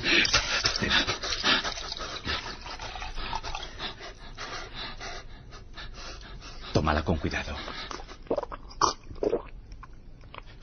Así, tranquilo. Debes contarme todo con detalle, para que así yo pueda realizar ese mismo viaje. Debes acordarte de todo lo posible, querido Alonso. Ninguno de los dos podía saberlo, pero el mal que aquejaba a aquel prenauta era la sífilis, una enfermedad devastadora que llegó a Europa en 1493 y que afectó a navegantes ilustres como Martín Alonso Pinzón. El piloto onubense había sido contagiado en una tierra remota que describió a Colón con total detalle. Y las mujeres eran amables y cariñosas. Yacían con nosotros y nos consideraban dioses, enviados. Hasta que empezamos a sentir este dolor y nuestro cuerpo se recubrió de granos y bultos. Calma, Alonso. Así que entonces es cuando decidí regresar, aprovechando de nuevo los alisios. Antes habíamos encontrado una mina de oro y vimos las casas de caña y hablamos con los habitantes de esa tierra mediante señas. ¿Y cómo eran?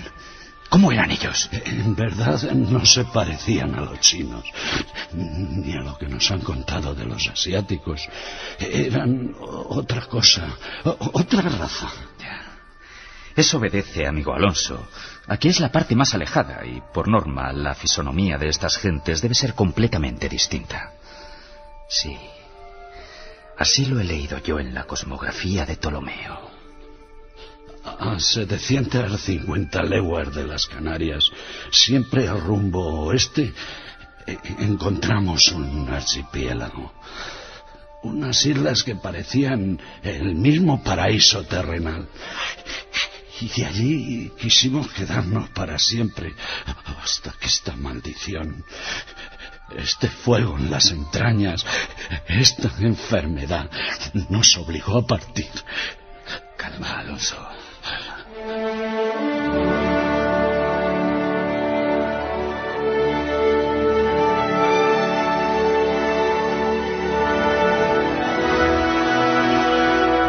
Su tozudez por iniciar este viaje ha valido más que todas las recomendaciones de mis consejeros, don Cristóbal.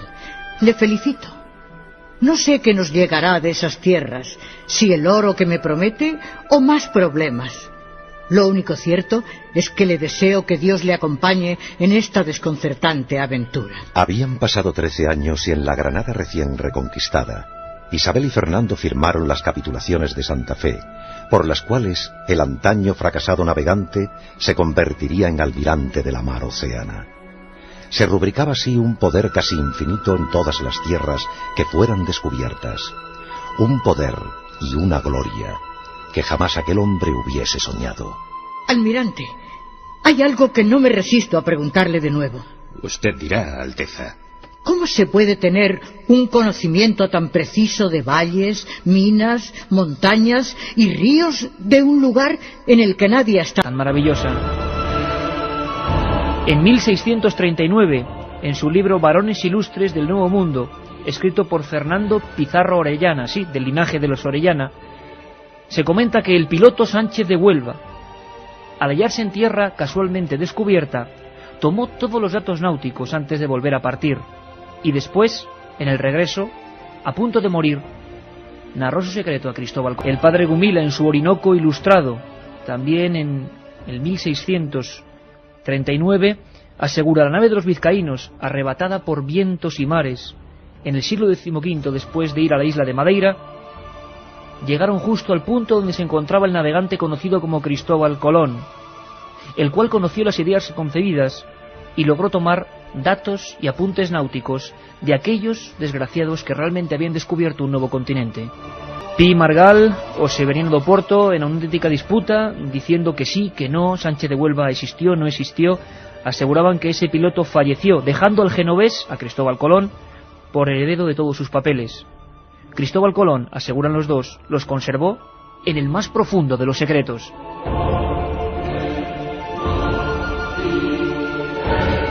El último gran estudio fue de un catedrático, no un cualquiera, de la Universidad Complutense de Madrid, el gran americanista Juan Manzano y Manzano.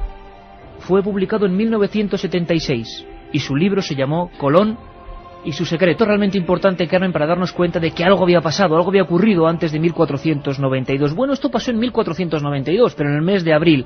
Hablamos de uno de los contratos más importantes de nuestra historia. Son las capitulaciones de Santa Fe. Son firmadas por los Reyes Católicos en abril de 1492. Se trata de un documento en el que aprueban el proyecto colombino, pero el encabezado hace pensar que Colón y los Reyes contaban con información privilegiada, ya que dice lo siguiente: las cosas suplicadas y que vuestras altezas dan y otorgan a don Cristóbal de Colón es en satisfacción de lo que ha sido descubierto en las mares océanas. Abril 1492, lo tenemos ahí, de lo que ha sido descubierto en las mares océanas. Además de este texto, los Reyes Católicos conceden a Colón los títulos de virrey y almirante y le otorgan una 10ª parte de todo cuanto se consiga en esas tierras. También, al pedir las naves necesarias para el viaje, dicen lo siguiente: para ir a ciertas partes de la mar océana donde nosotros le mandamos ir. Y por último, los Reyes designan que se le pague a Diego Rodríguez Prieto, el hombre que facilitará los barcos, 4 meses de sueldo, que es lo que tardará en realizarse el viaje. Sabían exactamente que la trayectoria era de 4 meses. ¿Cómo lo sabían? ¿Por qué esa precisión? ¿Por qué los marinos que iban en las 3 carabelas atestiguan que Colón sabía de valles, montañas, minas? Le tomaron casi como un enviado, como él tomó en su día quizá el prenauta Alonso Sánchez. Sabía lo que estaba por venir y sin embargo estaban en una tierra que nunca los cristianos habían pisado. Milenio 3, con Iker Jiménez, en la cadena SER.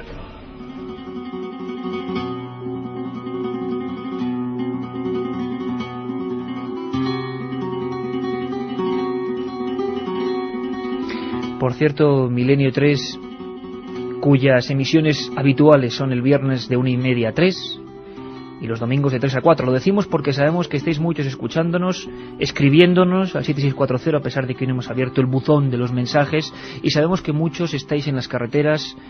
Mucho cuidado, por favor. Tenemos que disfrutar de este gran viaje radiofónico, este viaje del secreto de Colón. Ponemos esta música porque hemos querido viajar a Huelva. Hay una cosa que es sorprendente.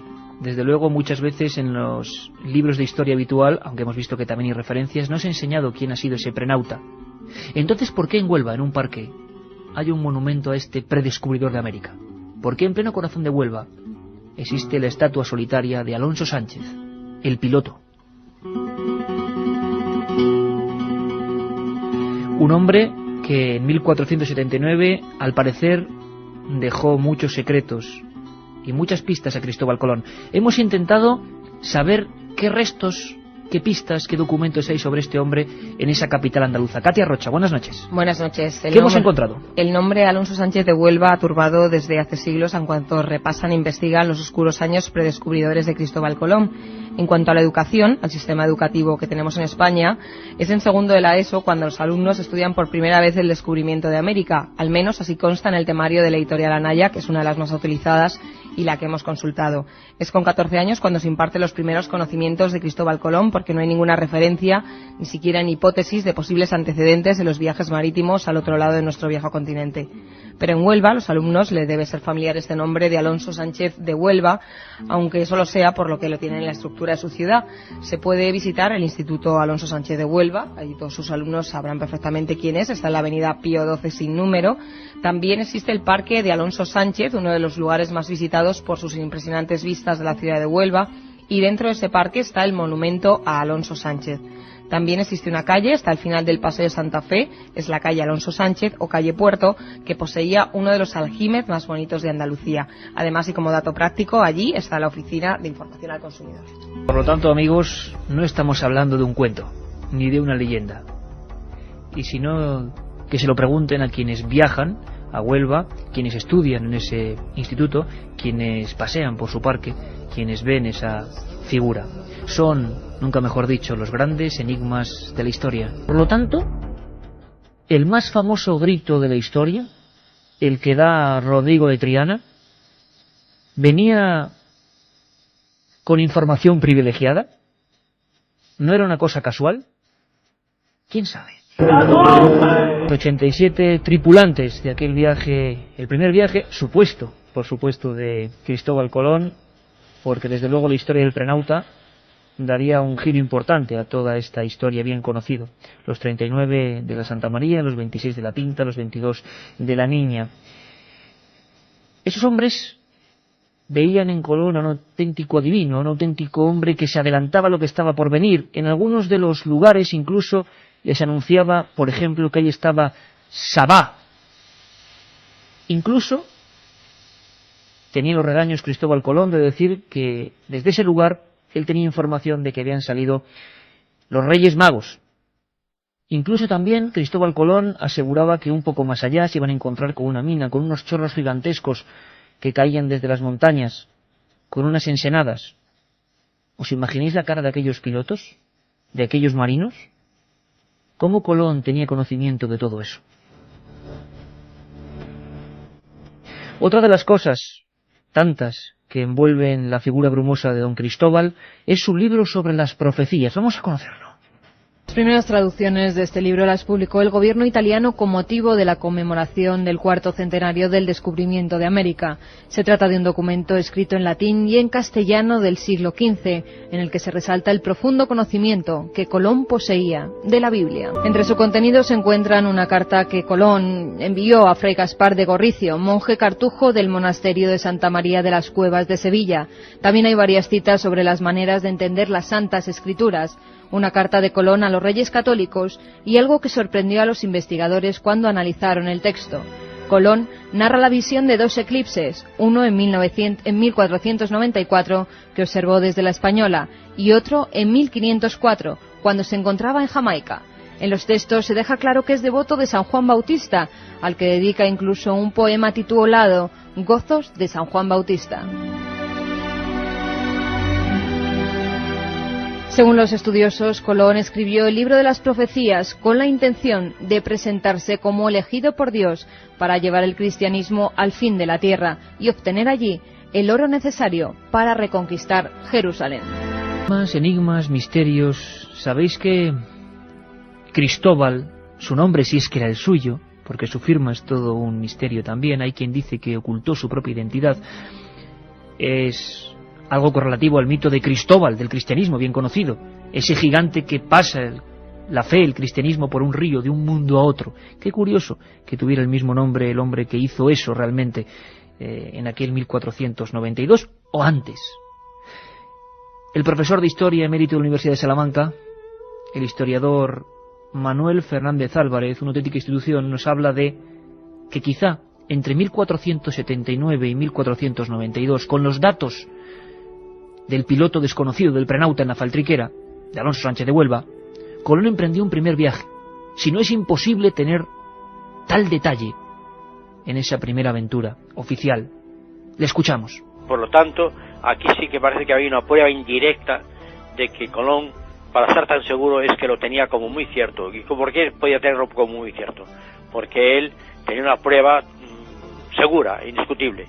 Y esa prueba segura e indiscutible podía ser efectivamente que él, en uno de sus viajes, que tantos que hizo en aquellos años anteriores al 92, al año 85 que vino a España, en ese periodo anterior él hubiera llegado a las Indias Occidentales. Pirata, astrólogo, cosmógrafo, mercader, visionario, 1000 oficios, 1000 vicisitudes y una muerte misteriosa, tan misteriosa como su propia rúbrica, su propia firma, que aparece en las propias capitulaciones de Santa Fe. Una X, unos símbolos. De verdad que es para hacer el código Colón, de verdad que es para hacerlo. Hay un dato que a mí me acaba de dejar un poco sorprendido, y es la pasión de Cristóbal por San Juan el Bautista. Y todos los que hayan escuchado los programas sobre el Código Da Vinci sabrán de qué hablo, porque hay toda una teoría de unos elegidos que veneraban más a San Juan Bautista que al propio Jesús de Nazaret. Bueno, curioso. Tan curioso como digo, la firma. Si vamos rápidamente ahora mismo a los libros, a internet, donde sea, veremos que es una X con una simbología muy extraña y las palabras expoferens. Sebastián Vázquez, un experto en ocultismo, nos habla perfectamente de los estudios efectuados sobre esa firma. ¿Quiso ocultar su identidad? Sería lógico, viendo su propia vida. Pidió a sus descendientes que siguieran utilizándola. Entonces era una especie de X, donde arriba habían unas iniciales separadas por puntos. Es una firma que está hoy todavía sin descifrar.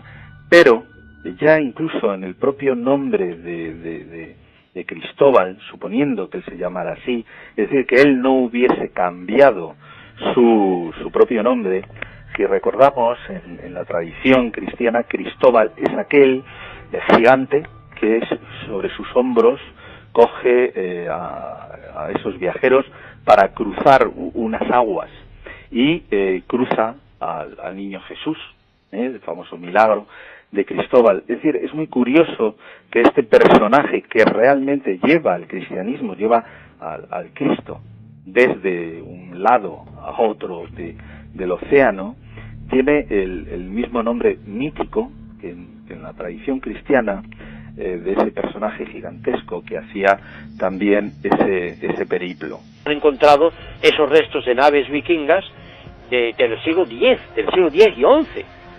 Y efectivamente en las sagas que se han conservado, lo que pasa es que esa tradición no llega al sur, no llega a las naciones del Mediterráneo, del Renacimiento. Esto se viene porque se suspenden esas navegaciones a partir, yo creo que es el siglo XII, y entonces todo eso queda muy interrumpido y todo eso pues no provoca todo el eco que debiera. Pero hoy sí sabemos, hoy se ha demostrado científicamente, en efecto, que a partir de fines del X y el XI, naves vikingas llegan desde Noruega a Groenlandia, y de Groenlandia pues incluso a tierras como esas de la península del Labrador. Cuadrado, el técnico que se ha esforzado tanto para hacer esa dramatización sobre el secreto de Colón, dejaba claro, y el propio argumento dejaba claro, que antes incluso del prenauta habían llegado hombres a la deriva, hombres con la carne podrida, o incluso maderos tallados, con una caligrafía, con un lenguaje que nadie osaba comprender.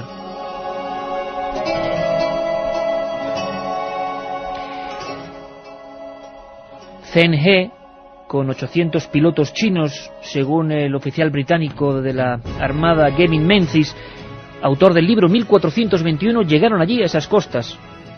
Pero antes incluso, siglo X, siglo XI, como hemos escuchado, tuvieron que estar esos vikingos. Se habla de la odisea de Eric el Rojo desde Groenlandia, buscando siempre nuevas tierras. El ser humano siempre ha tenido esa necesidad. ¿Qué datos tenemos? ¿Qué museo de lo insólito tenemos para suponer que ha habido otras culturas? ¿Cuáles son las piezas de las que nunca se habla, pero que ahí están, desafiando? Pues ahora vamos a descubrirlas. Carmen, hacemos un rápido repaso.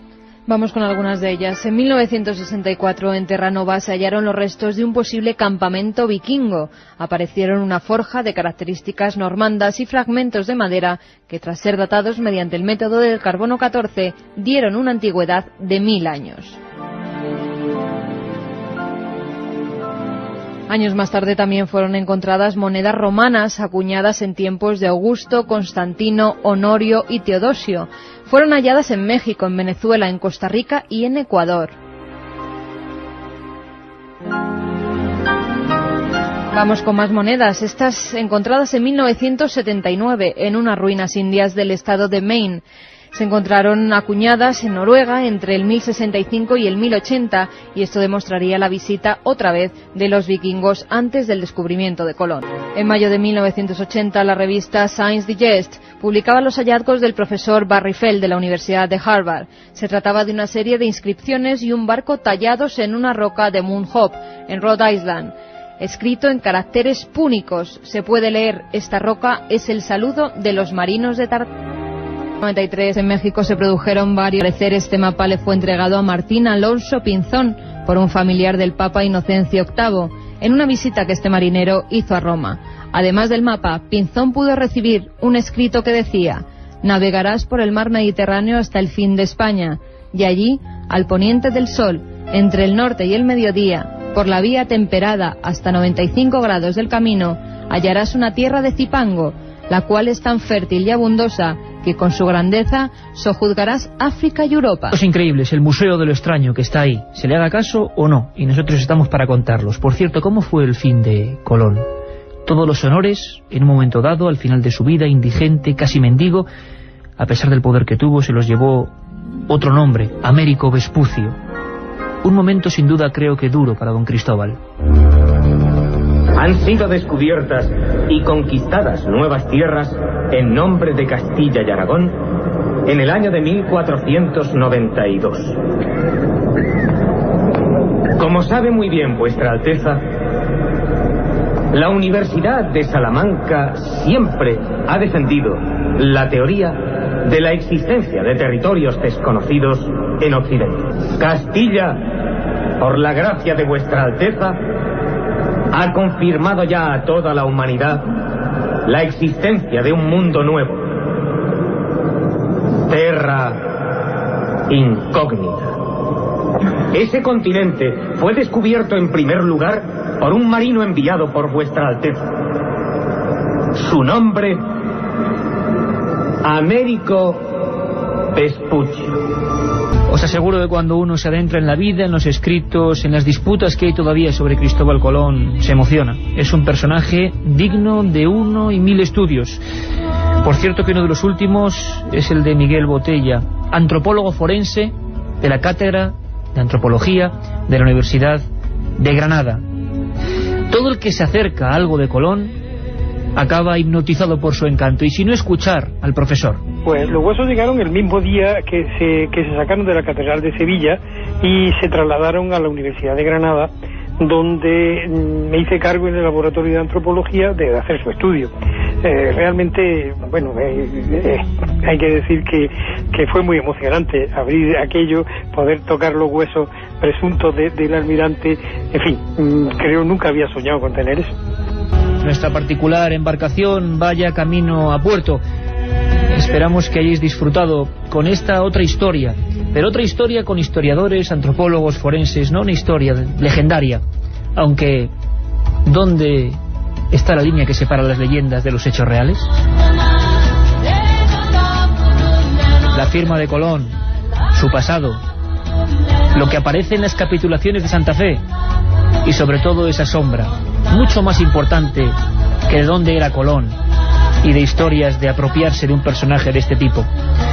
No sabemos nada ni siquiera de sus huesos, ya lo sabéis, las últimas investigaciones no arrojan nada. Incluso hay un último teletipo, brevísimamente, Carmen, que habla de Santo Domingo y de la maldición que algunos creen que dice el nombre de Colón. Sí, hoy se han abierto la urna que al parecer puede contener los restos de Colón, pero no todos los dominicanos celebran este día. Algunos lo llaman el Día del Exterminio, ya que existe la creencia de que hay una especie de maldición si se cita esa palabra, ese nombre, Cristóbal Colón. ¿Y por qué? El pobre Cristóbal Colón, ¿qué culpa tendría? Lo hemos intentado averiguar, sobre todo con ese personaje. Son los auténticos enigmas de la historia. En Huelva, recordadlo, esa calle, ese busto, ese parque, ese colegio de un hombre que oficialmente no existe, Alonso Sánchez, el prenauta. Nosotros nos marchamos y os recordamos que en Toledo, ¿dónde exactamente, Carmen?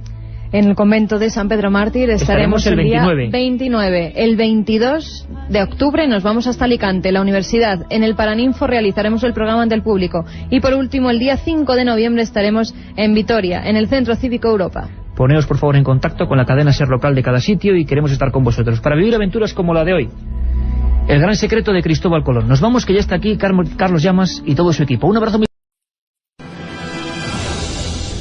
¿Has visto eso? ¿Qué? ¿Qué ha pasado? ¿Qué pasa, Antonio? Mujer, ¿no te has dado cuenta? Estaba allí, junto al árbol. ¿No lo has visto? Voy a dar marcha. No, déjalo, no sigas. Por favor, vámonos de aquí ahora mismo. Pero, mujer, yo he visto algo ahí que... ¿Qué he dicho que nos vayamos de aquí? Por el amor de Dios, ¿no me estás oyendo?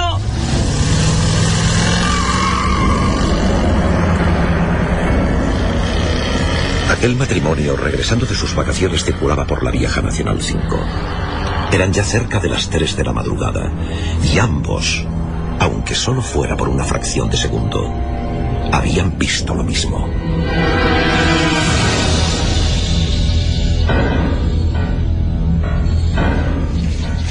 Yo te digo que eso son fantasías.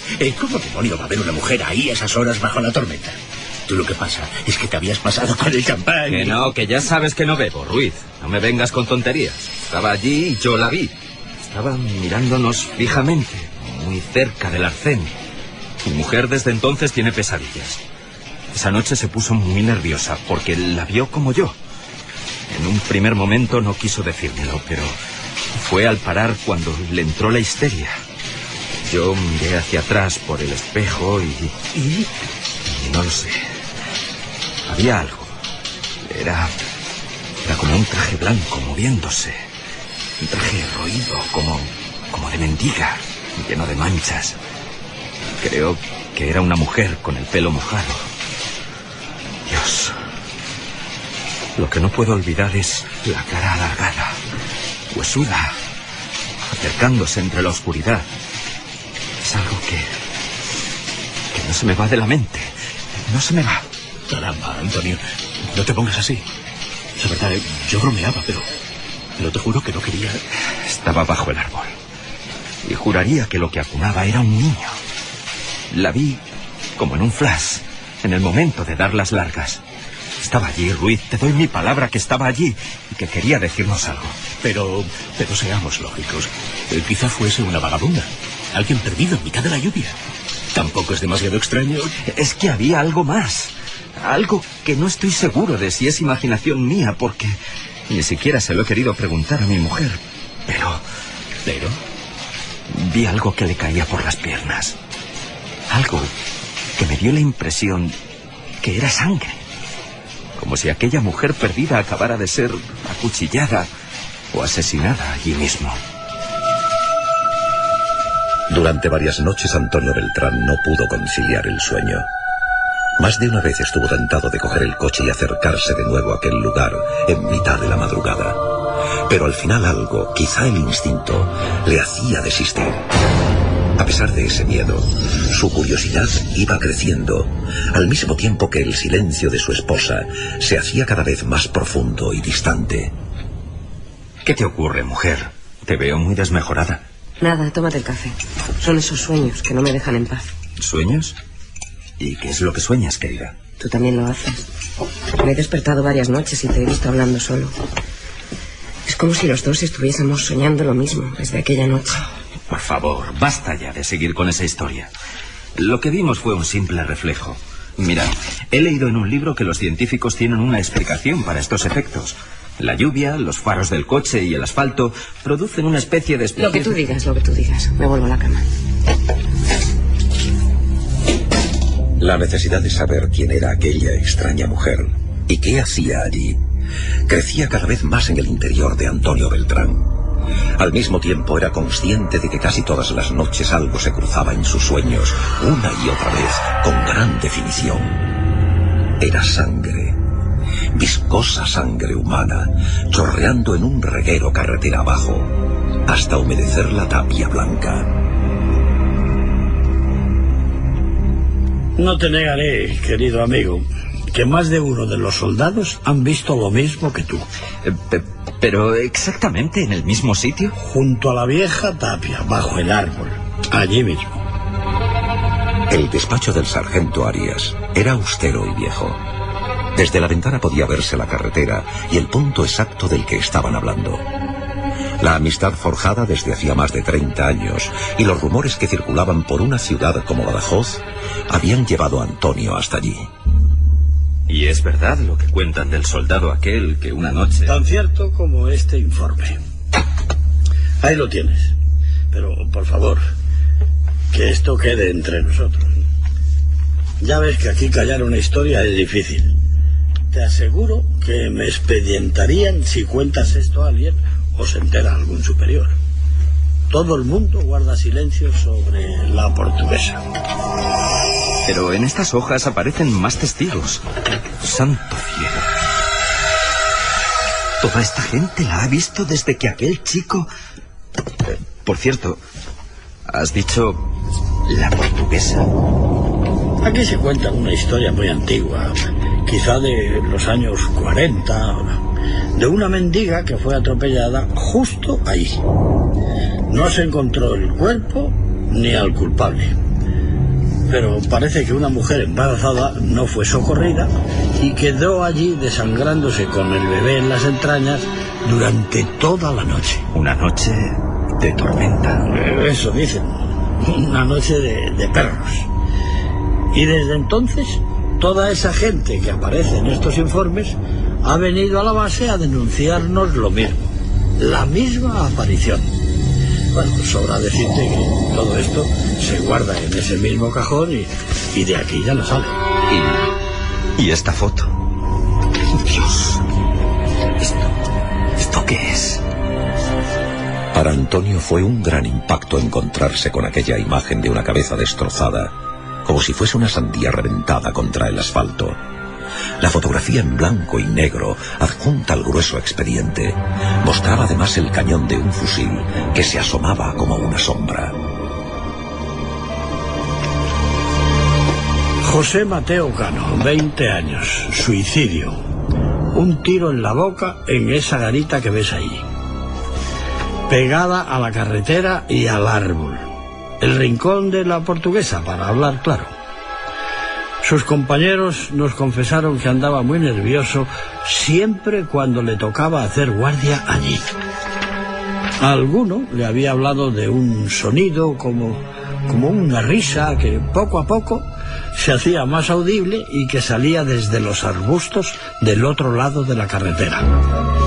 Al parecer, una de esas noches, llegó a ver la figura de la mujer, con el traje manchado y como flotando, una mujer mayor con una sonrisa, algo que iba avanzando en su dirección. Así hasta que se descerrajó un tiro en la boca. Ahí lo ves perfectamente. Y lo grave es que no ha sido él. Desde el mismo momento en que se construyó esta instalación militar, ha habido gente que la ha visto.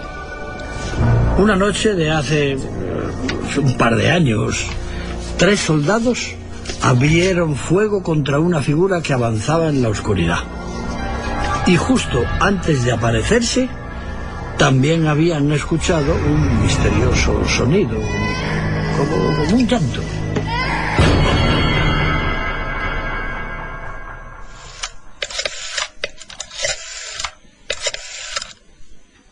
Hola, cariño, ¿cómo estás? He descubierto algo importante. Aquella noche Antonio llamó a su mujer consciente de que había llegado el momento de regresar al punto donde se habían encontrado con el misterio. Ella, llorando, se negó e insistió en que no lo hiciera, como si tuviera un terrible presentimiento. Pero la determinación de aquel hombre ya era total. Pasadas las 2 de la madrugada, decidió dejar de recorrer la carretera en un sentido y otro. Puso el vehículo en una especie de camino vecinal, casi a la sombra de un árbol. Apagó los faros y el motor, y en mitad de la negrura, echó los seguros de las puertas. No era capaz de poner pie a tierra. Y ahora se pone a llover. Dieron las 3 de la madrugada, y aferrado a la cámara de fotos que sostenía entre las manos, con el fin de demostrar que lo que había visto era real, siguió vigilando cada palmo de terreno con los ojos muy abiertos y casi pegados al parabrisas. El viejo árbol sin hojas, la tapia, el arcén. ¿Qué es esto? Parece un niño. Encendió las luces estremecido. Había sentido algo después de escuchar esa voz. ¿Qué está pasando? Al dar las largas y enfocar el viejo muro, se dio cuenta de algo muy extraño. En la parte inferior estaba surgiendo algo parecido a una mancha, una oscuridad, una sombra húmeda que poco a poco se iba haciendo más grande. Y entonces las tenazas del miedo, del más profundo terror, le hicieron arrancar el coche. Dios! ¡Arranca! ¡Arranca! Era inútil. El motor estaba completamente ahogado y él a punto del colapso. Empujó la puerta con todas sus fuerzas para salir, como si algo interno le dijese que tenía que alejarse a toda costa de allí. Lo intentó varias veces, pero... ¡Ábrete! ¡Ábrete, maldito! ¡Ábrete! Fue entonces al mirar por el rabillo del ojo, cuando sintió un frío subiendo por cada uno de los huesos de su columna. Fue entonces cuando se quedó rígido como una estatua. Notó una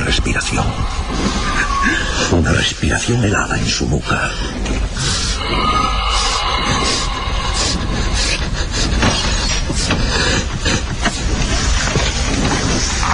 ¡Socorro! ¡Ayuda! ¡Socorro! ¡Socorro!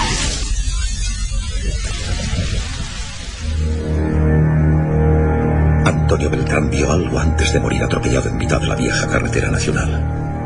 Algo en el asiento de atrás de su propio vehículo. Algo que sobre las 3 de la madrugada de aquella lluviosa noche de 1978 había entrado en el coche sin abrir las puertas, que estaban cerradas con seguro. Algo que muchos llamaban la Portuguesa.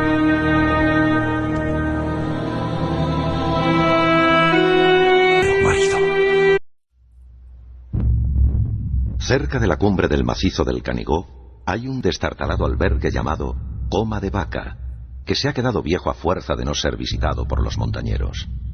La mayoría, en noches como esta, prefieren tomar otras rutas, evitándolo a toda costa. Es un caserón aislado donde ya no para nadie. El único inquilino es el viento de la tramontana que serpentea por los ventanucos, después de revolotear por la mugrienta cocina de hierro, donde hay una larga mesa con los platos de loza clavados. Dicen que fue aquí donde ocurrió todo una madrugada, hace ya más de 20 años. Si se les pregunta, los ancianos de la comarca sellan sus labios, y algunos, mirando con cara de espanto, se limitan a rezar mientras se alejan. Aquella tarde Antonio Pujalte, alpinista experimentado, y un amigo Ramón Soto, sacerdote, llegan hasta aquí desde el pueblo de Ulteter. Era el 28 de enero de 1961. Escucha, Ramón. En el pueblo ya están llamando a misa de 7. Pues llegamos justo a tiempo. 1 minuto más y nos traga la noche. Oye, habrá que hacer fuego. Cómo huele a cerrado.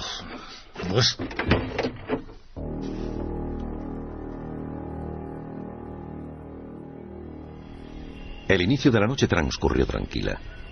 La idea de los dos excursionistas, grandes aficionados a la astronomía, era montar un pequeño equipo de observación sobre la cima del monte y desde allí escrutar uno de los mejores firmamentos de Europa. ¡Santo cielo! Esto es una maravilla. Alcánzame esa lente. Uy, merece la pena pasar este frío, hermano. Mira con qué nitidez se ve Júpiter. Pasándose de uno a otro el artilugio, fueron transcurriendo lentamente las horas. Pero justo a las 11 en punto. ¿Estás oyendo eso, Ramón? Es un niño. Un niño perdido y suena muy cerca de aquí. Justo detrás de la casa. Vamos.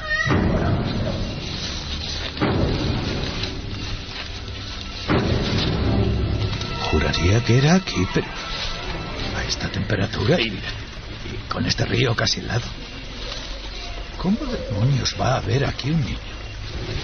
No lo sé. ¿Cuál era una lechuza? Un pájaro que nos ha confundido. Sí, un pájaro. Un pájaro de mal agüero. No podían disimularlo. La inquietud se había apoderado de ellos poco a poco. Los nervios y la tensión les hacían sentirse incómodos, violentos. ¿Quién había llorado en mitad de la noche y tan cerca de ellos? Las estrellas del cielo ya apenas importaban, y sus miradas vigilaban sin disimulo aquel entorno tan negro y desconocido. Un poco de luz no nos vendrá mal. El crepitar de las llamas alumbró las rocas próximas. Y en ellas, perfectamente visible, una silueta. La sombra de un niño pequeño reflejándose en la piedra, detenido, con los brazos separados del cuerpo, está allí mirándoles.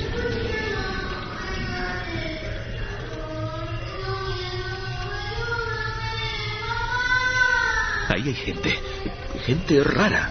¿Los estás viendo? No comprendo bien lo que dicen. Creo que deberíamos refugiarnos. Esto no me gusta nada. El miedo ya se había hecho presente en los dos amigos.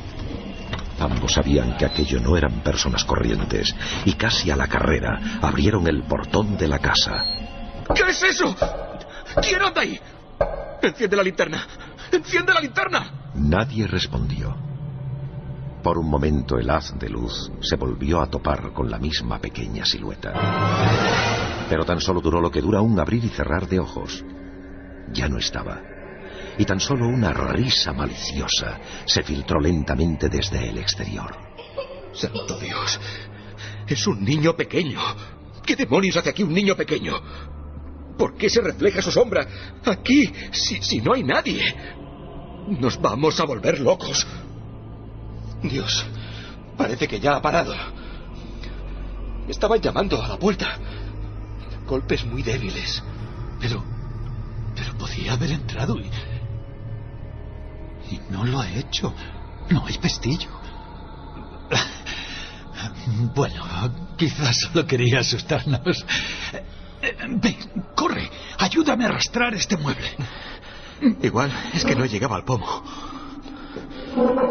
Aquí está pasando algo muy raro. Tenemos que esperar a que amanezca y marcharnos. No te acerques a la puerta.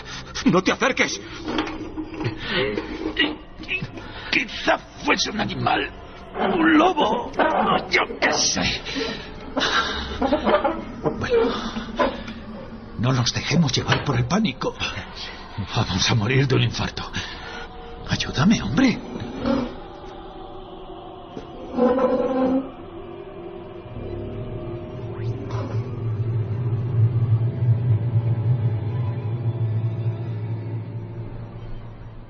Eran las 3:30 de la madrugada.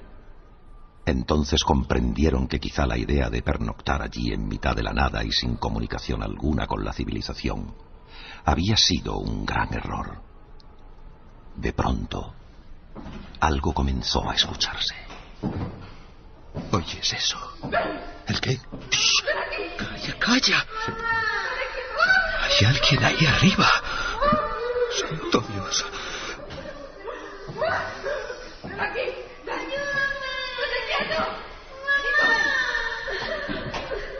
Está ahí arriba.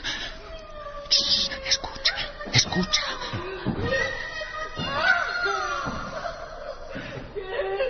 Es el mismo lamento de antes. El pánico había devorado el alma de los dos. Efectivamente no se trataba de animales ni confusiones con los sonidos del monte. Alguien estaba sobre el tejado del refugio. Y poco a poco unas voces como de otro tiempo, tenebrosas y atropelladas, fueron haciéndose sentir en la habitación con un dramatismo que penetraba los muros, como si estos fuesen de papel.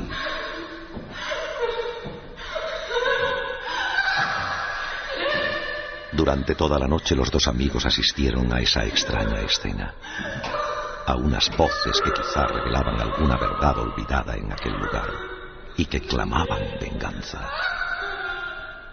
A las 5 de la madrugada todo cesó repentinamente, como si se hubiese debido a una pesadilla repetitiva e infernal. Los pasos se detuvieron en seco. Y aquella voz, aquellos lamentos se disolvieron en la nada. Un profundo silencio se adueñó del refugio. Un silencio en el que lo único que se escuchaba era el latir de aquellos dos corazones a punto de estallar.